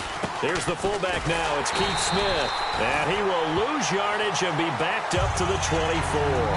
It's a loss of a yard there, and now 2nd down.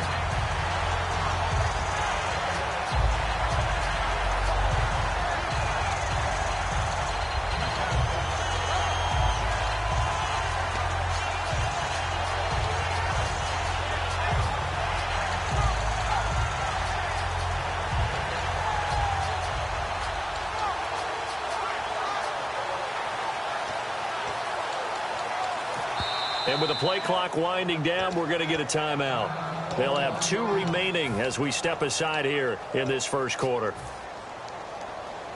A little bit of ground to make up for the offense as they face a 2nd and 11. Come on, let's go. Flex round. Flex round. And the back goes into motion. Flex round. A 2nd down throw for Prescott. He's got time. Oh, he dropped it. They were looking for him in the middle 3rd. He couldn't catch it. Now 3rd down. This offensive unit today, they're going to need Dez. A full combo plate. Size, speed, toughness, not to mention incredible aggressiveness going and getting the football. We've got a 3rd and 11. Ohio. Flex round. Let's go. On 3rd down, it's Prescott. He completes it to Bryant. And he'll be taken down, but not before he gets into enemy territory. These coaches told us they wanted to take the top off this defense. They wanted to be able to stretch them downfield. They showed it pretty well there. And they knew that if they were able to do that, it would open up everything else. But how did they truly get it done? Practice in the previous week, making sure they had a plan fine-tuned before they put it into effect in the game. And some changes here as the D-line separates some. Here's the first carry for Ezekiel Elliott. And he's going to be stopped up at about the 47-yard line. And now it looks like we've got a Cowboy shaken up down there on the field. We'll get an update when we return to MetLife Stadium. And after the play on the ground, that brings up second down here. Here we go. Play fake. Here's Prescott. And he finds his target, Terrence Williams. The 20. And oh, so close as he takes it all the way to the 2-yard line. Sitting alongside Charles Davis, I'm Brandon Gaudin, as it is Cowboy football to begin quarter number 2. And they've got it here with a first down. So after that big gain, let's see what else the offense has up its sleeve.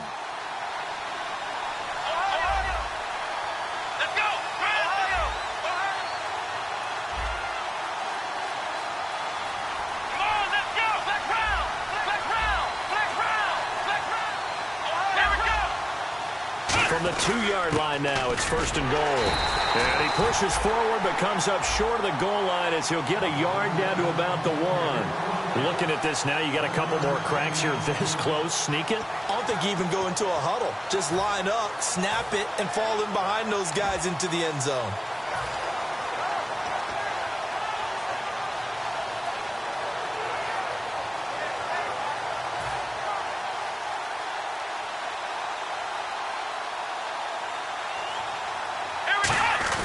And they'll let the fullback try and take him home. And he will fight his way into the end zone for a Cowboy touchdown. It's the fullback taking it in. And the Cowboys are an extra point away from tying the football game. It's good, and we're all tied at 7 apiece.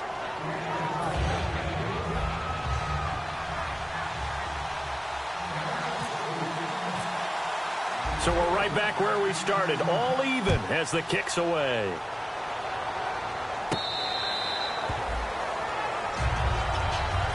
The Giants offense now gets ready to head back onto the field. And they'll be looking to build off of a nice drive last time, a drive that really relied on the quarterback.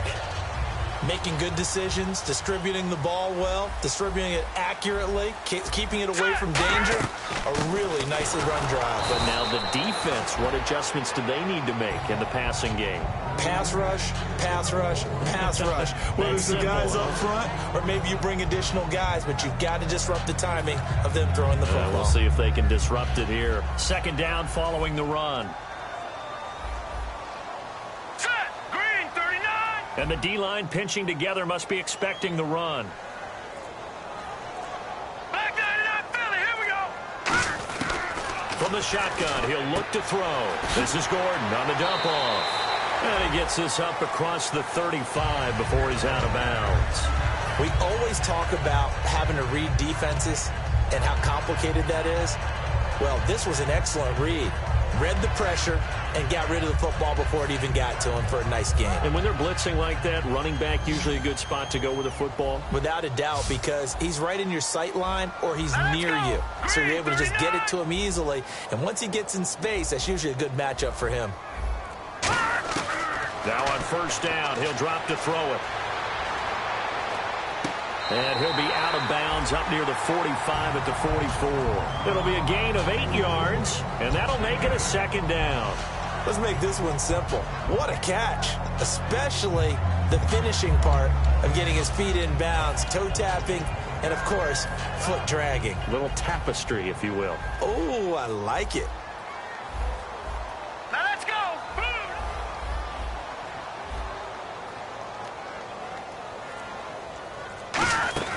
They'll run it now out of the gun. And he'll be brought down just shy of midfield at the 49-yard line. All week in practice, they stretched, grounding, pounding the football, and they really executed it well there to get the first down. That usually means getting back to being physical in practice, because when you emphasize pounding the football, it doesn't really come together unless you practice it the same way you're going to play it in the game. That means more bodies, more pads, and a whole lot of popping last week, and they got it done in the game. Steps away to his left. Now he'll let it go deep, and he's got it. What a catch on the sideline. A gain of 39 that time. On any given pass play, you never know exactly where your exit points are going to be. On this play, he was flushed to his left, still on the run, able to accurately throw the football for a nice first down.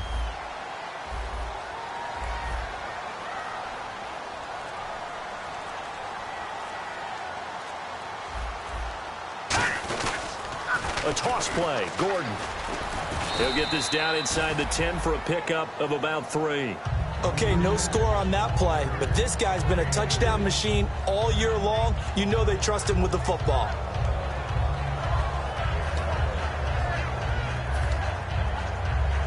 And here comes play number 6 on this drive.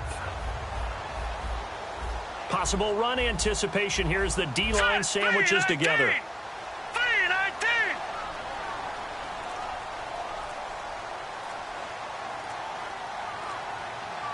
And time for us to take a break here in the booth. Back with more NFC playoff action after this.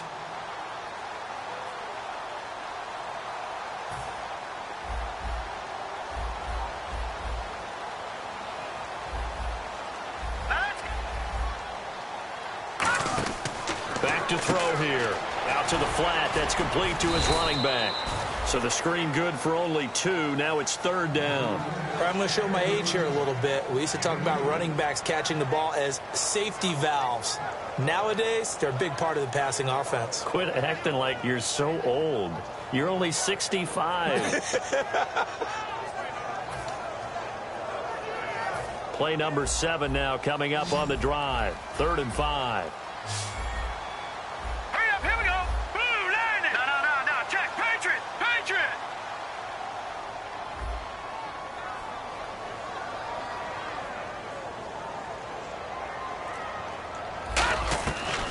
The gun. They'll look to throw. And probably the wise decision there. No one open. He just throws it away.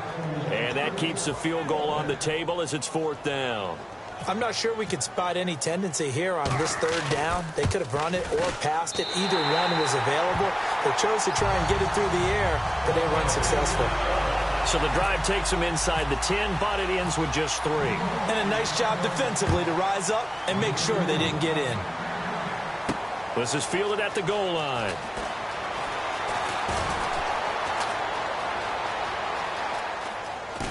And he'll weave his way up, all the way up, a few yards shy of midfield.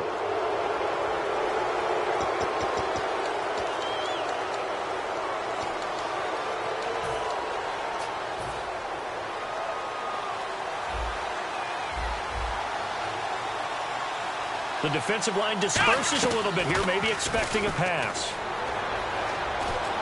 Trying here for Bryant, and it's intercepted. Picked off by Landon Collins. And they are going to set up shop at the 40-yard line. And New York set to take the field. And they had 3 points last time, but they didn't want 3 points because they were well within range of scoring a touchdown. We'll see if they can do better now. I'm with you on that one. Let's just go ahead and be frank about the whole thing. The only one happy about the 3-point. The kicker. Exactly. He put it through the post. That's going to help him at contract time. But that offense, they're thinking, let's get in the end zone this time. I don't know if that helped him at contract time. You could have kicked that one through. I don't know about that. Toe bash. I don't know about toe that. Bashed it. Super toe.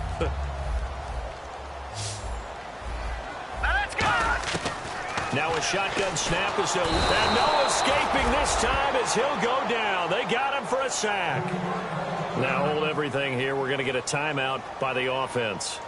So that means they're down to 1 remaining here as we head toward halftime. They'll send Beckham alone to the left side. Here we go. Watch him now, Barney. On 3rd down, he'll drop to throw. Under pressure, they got him again. Tyrone Crawford in there to get him for sack number 9 now on the year. And now the Cowboys are going to call another timeout. So that means they're down to 1 remaining here as we head toward halftime. On 4th down on now is the lefty Ryan Allen to punt.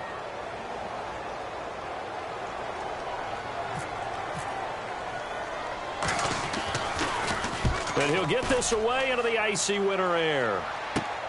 And this will be taken at the 13. A good return there. Call it 13 yards. And the Cowboys will take over the football with a 1st and 10. Here's the Dallas offense now heading back out onto the field. And with time quickly fading here in the second quarter, not sure how aggressively, offensively they want to play this. I think we'll find out just how much they trust their guys in this situation if they decide to take a shot.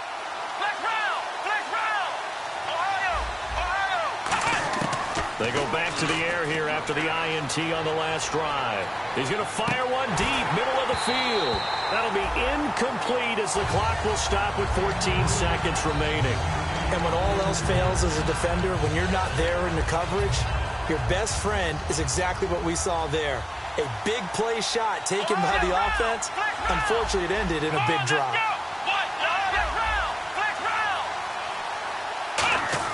On 2nd down, Prescott again. Wide open receiver complete. And he'll be out of bounds up past the 45. A good pick up there of 20 yards. Quarterbacks love slant routes because the receivers are breaking right into their line of vision. And receivers love them as well because they're getting the ball on the move and able to catch it and try and get upfield and gain additional yardage. Looking to throw. Prescott. And a quick throw here. That's complete. Now whistles come in. We're going to get a timeout here by the offense. And with halftime on the horizon, they'll be out of timeouts from here forward. So they are going to call on Dan. Now hang on here. Timeout called by the defense. And with halftime on the horizon, they'll be out of timeouts from here forward. So they are going to call on Dan Bailey here. His career long is 56 yards done in Seattle. This to equal Matt Prater's record. It's a 64-yard attempt. That's running out of steam, and it won't get there. He left it just short. No good. So we come upon halftime here in this NFC wildcard matchup as we send you down to Orlando where we check in with Larry Ridley and our EA Sports halftime report. Take it away, Larry. This will be fielded on the back line of the end zone. And he'll get it up past the 20 to the 22-yard line. Out come the Cowboys now as they'll go on offense first here in this third quarter. They're down here, but very much in this game. What's the tonality of a coach's talk when a game is within striking distance like this at intermission? Typically, what they're doing is emphasizing the things that went well in the first half and wanting more of that. Sure, you've got to go over some of the errors and clean up some things because there's a reason you're down. But overall, I think they want to stay positive, stay up with this team. We're just starting the second half, and we've got the football. Let's go ahead and punch it in, and then we'll take it from there. See how that recipe works. They come out here in the eye. And on the ground they go with the running back. And he'll get 2, maybe 3 up near the 37. Earl Thomas in on the stop. When you find that kind of yardage, you couldn't be more confident as a ball carrier. And guess what? You're going to go back and tell your offensive coordinator, I'd like to keep carrying it, thank you.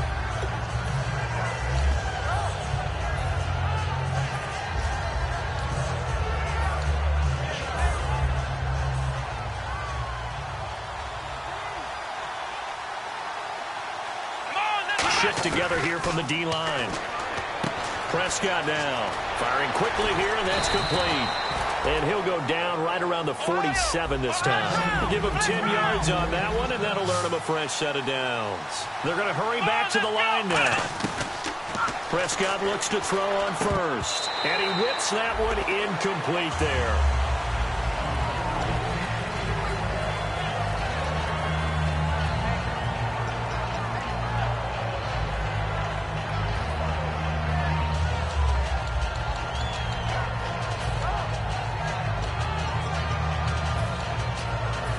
Yards still left on second down. Ohio!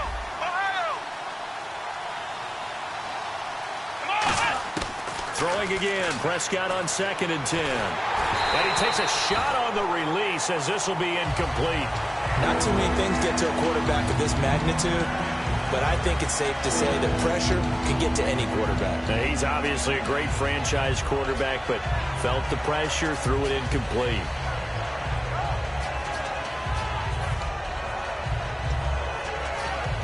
Offense trying to avoid stalling out, facing a 3rd and 10. Come on, let's go!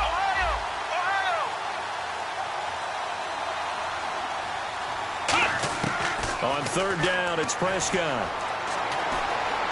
He completes it to Bryant. And he'll be taken down, but not before getting this inside the 30. He's such a good route runner. Shows it there on third down. Very proficient and a good pass. And you know what I've observed over the years in the NFL?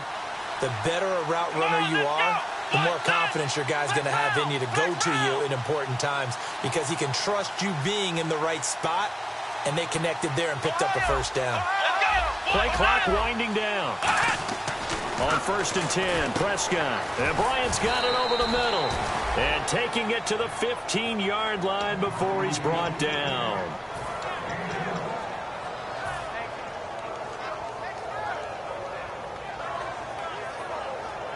So they're operating in the red zone.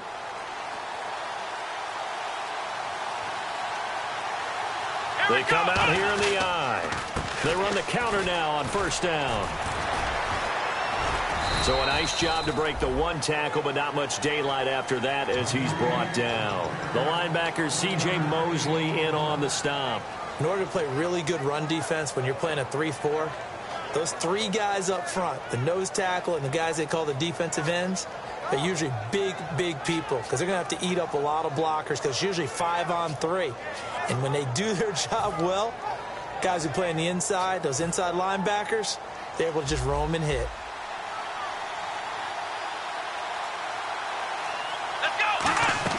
On play action, Prescott. Forced out to his left.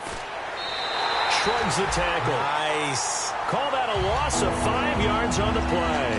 And it's going to be third down and a ways to go here. 3rd and 14. Ohio!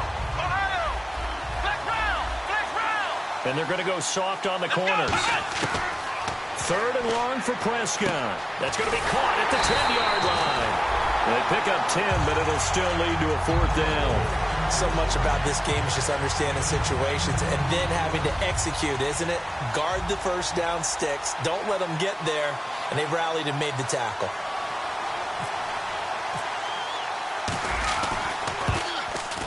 And Bailey able to knock it through. And that will knot us up at 10. So he missed a field goal earlier, but he says not this time, and he's able to knock it through to give his guys 3. And that's all you want as a kicker, a chance to redeem yourself. You got to have a short memory if you're going to survive at this level, and he's able to get back on track.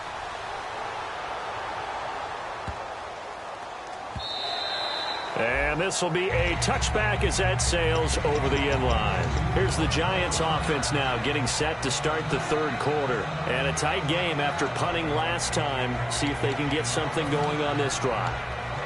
As they head to the field now, with the game this close, you've got to feel there's a sense of urgency for them going on offense right now. But they have to do it without letting panic creep in and affect their play. This is Gordon on the dump off. And he'll get it up to the 33-yard line. Give him 8 on the play, and it'll bring up a 2nd down. And that's one of his advantages of a passer, is it not? With his height, setting back there in the pocket, firing it over the middle, he can really see everything clearly. It is, and I know that other quarterbacks get it done different ways, all right? You don't have to be his height to make a great play. But what he does is he takes away having to make those slide steps in the pocket to find angles to throw the ball through. He just throws right over the top of it because he can see everything, and sometimes that saves time and gets the ball to a receiver quicker. And bringing it in right side here, Beckham. Just a 1-yard pickup on the play, and they'll be faced with a 3rd and inches. That time they hit him out of the slot on the drag. And that route takes some fortitude from the guy running it because he knows he's going through the briar patch, as I like to call it, right? He's trying to work his way through all that traffic and people wanting to put a little contact on him. Really well done. They come out here in the eye, and they'll try and burn some clock with a sneak. Officially a gain of just a yard there, but they do convert on 3rd and inches. I don't know about you, but I like this call. 3rd and inches, and instead of worrying about getting it back to a running back and maybe there's some penetration from the defensive front, just go ahead and take it, move forward, and pick up the first down. And as we say often, shows confidence in your offensive line. They'll come up now in the Wildcat package. Here we go! 190! 190! Back now here at MetLife Stadium. Knotted up here at 10. That's our score as we begin quarter number 4.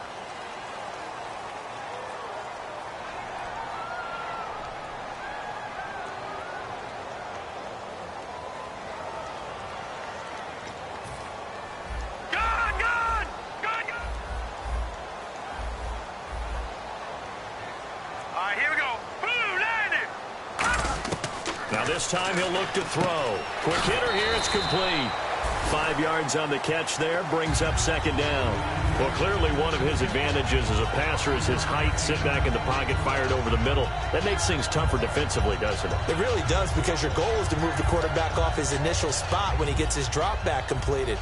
But when you have that type of height, he can stay in there. If he's willing to take the hits and just fire over the top, which saves him time and actually completes a play a little bit quicker than it normally does for a quarterback that has to slide and find open space to throw. Pushes over him. Now, that's just not right. And out of bounds on the other side of midfield across the 45.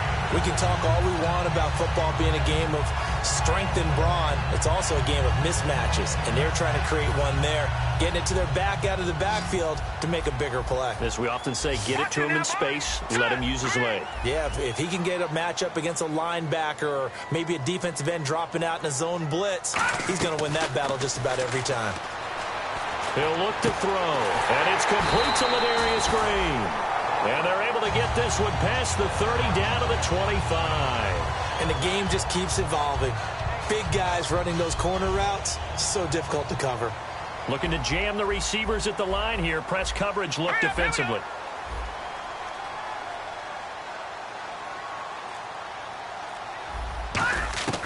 Back to throw now on first down. Buying time to his left. And a scary incompletion, almost picked off. It would have been their first INT of the game. Instead, second down. So incomplete on first. Let's see what second down has in store. And the D-line pinching together, must be expecting the run. And second and 10, he'll look to throw again. Going underneath for Gordon. And he'll be a couple yards shy of the red zone here at the 22-yard line. Call it a 3-yard gain, and that's going to lead to a third down. This will be the 8th play of the drive. It's 3rd and 7.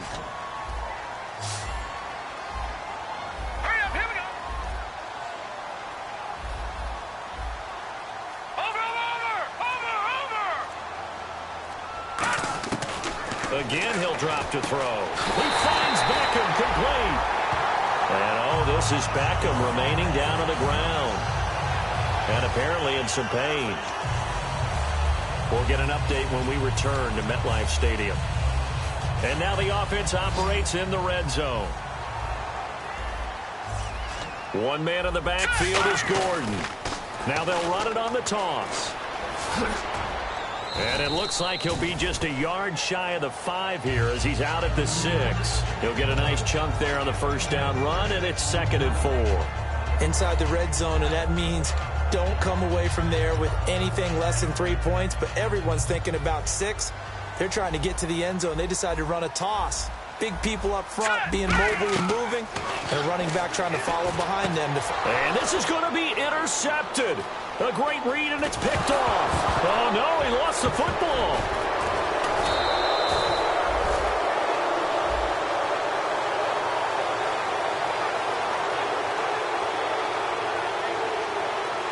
And they'll start this drive with very good field position. They'll run it now out of the gun. And not much of a hole there as he gets it down to about the 24-yard line. Call it a gain of 4 on first, and that'll make it 2nd down. Well, that kind of run on first down, that's a winning type of a run. That just sets things up for them moving forward as they begin the drive. All right, now, look at 56. Look at 56. Leopard. Detroit. From the shotgun, he'll look to throw. And a quick throw here, that's complete. And he'll get him inside the 15 down to the 14-yard line. 9 yards on the pickup there, and it keeps the drive alive.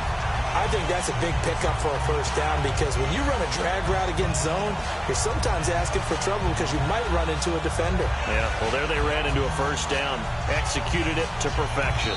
And now a timeout called by the Cowboys defense. It's just their first. They'll be down to 2 remaining as we step aside here in the fourth quarter.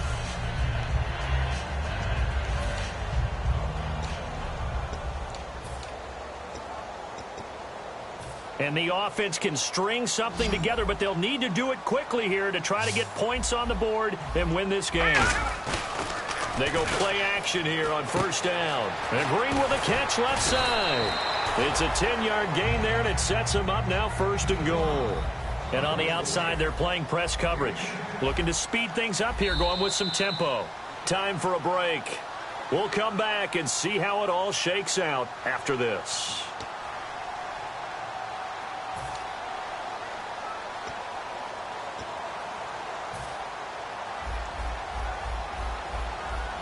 Possible run anticipation here as the D-line sandwiches together.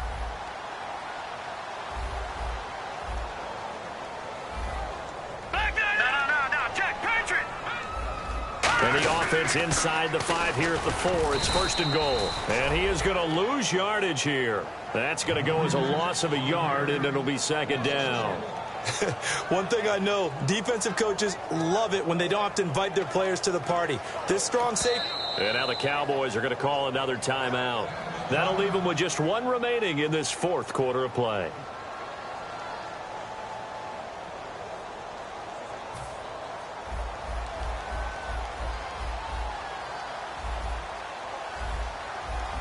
Hurry up, here we go. 3-19. They're going to look to throw. And he will score. Touchdown, Giants. Melvin Gordon, a 5-yard touchdown run.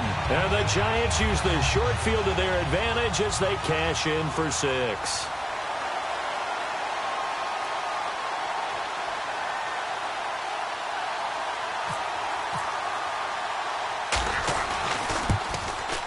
And it would appear they're going to get out of here with a come-from-behind victory.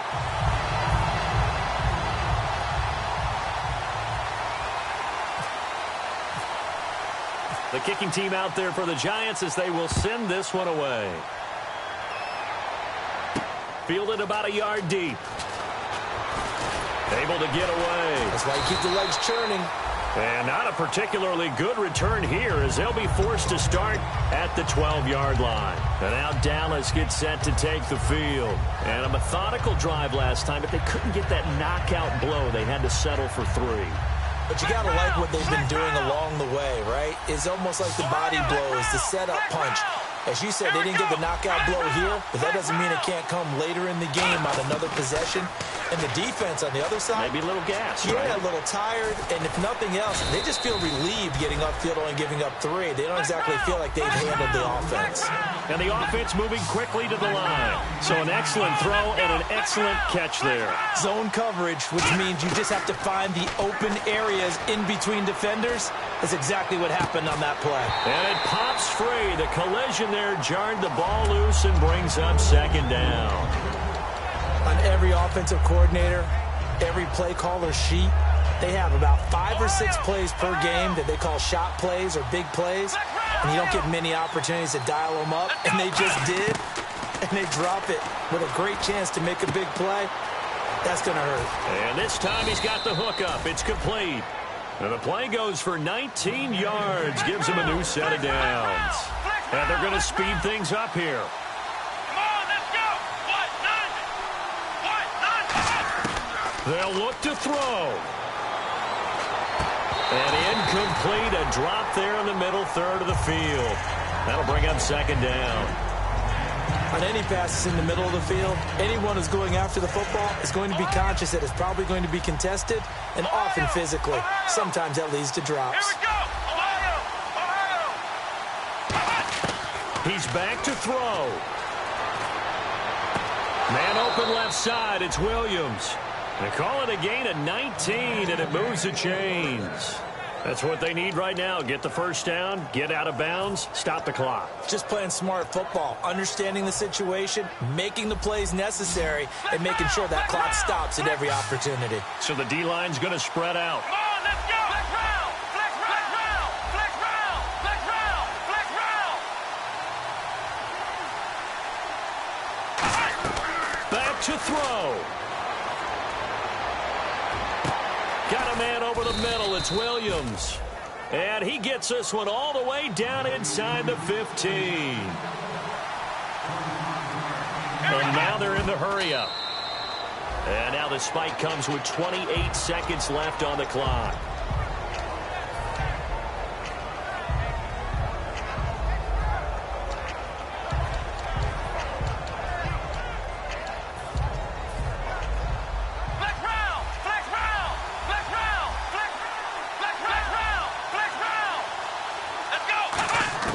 He'll look to throw. His pass caught at the 4. They'll get 9 there as that sets him up better for third down. This will be play number 8 here on the drive. It's 3rd and a yard. Back to throw. Slant route's effective no matter who's running the route and catching. Now hold everything here. We're going to get a timeout by the offense. That'll be their 3rd and final stoppage here as we step aside.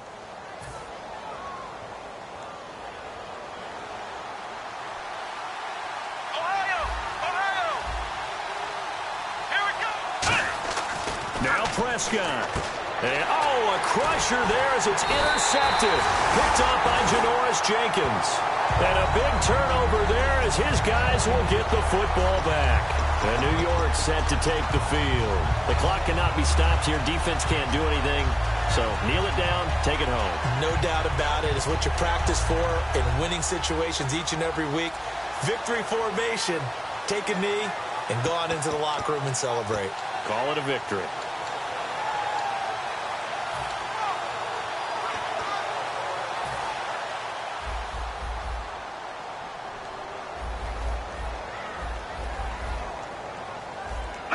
They go down to a knee, and that will do it.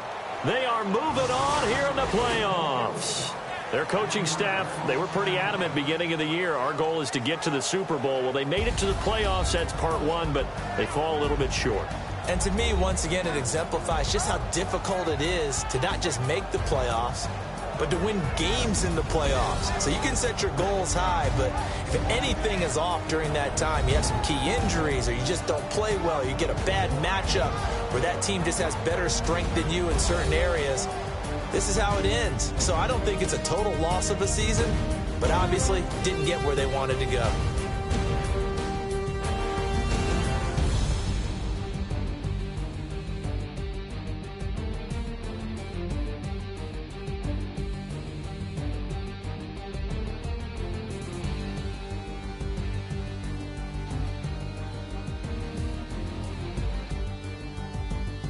So that'll do it. For my partner, Charles Davis, and the best darn crew in the industry, I'm Brandon Gaudin. This has been a presentation of the NFL on EA Sports.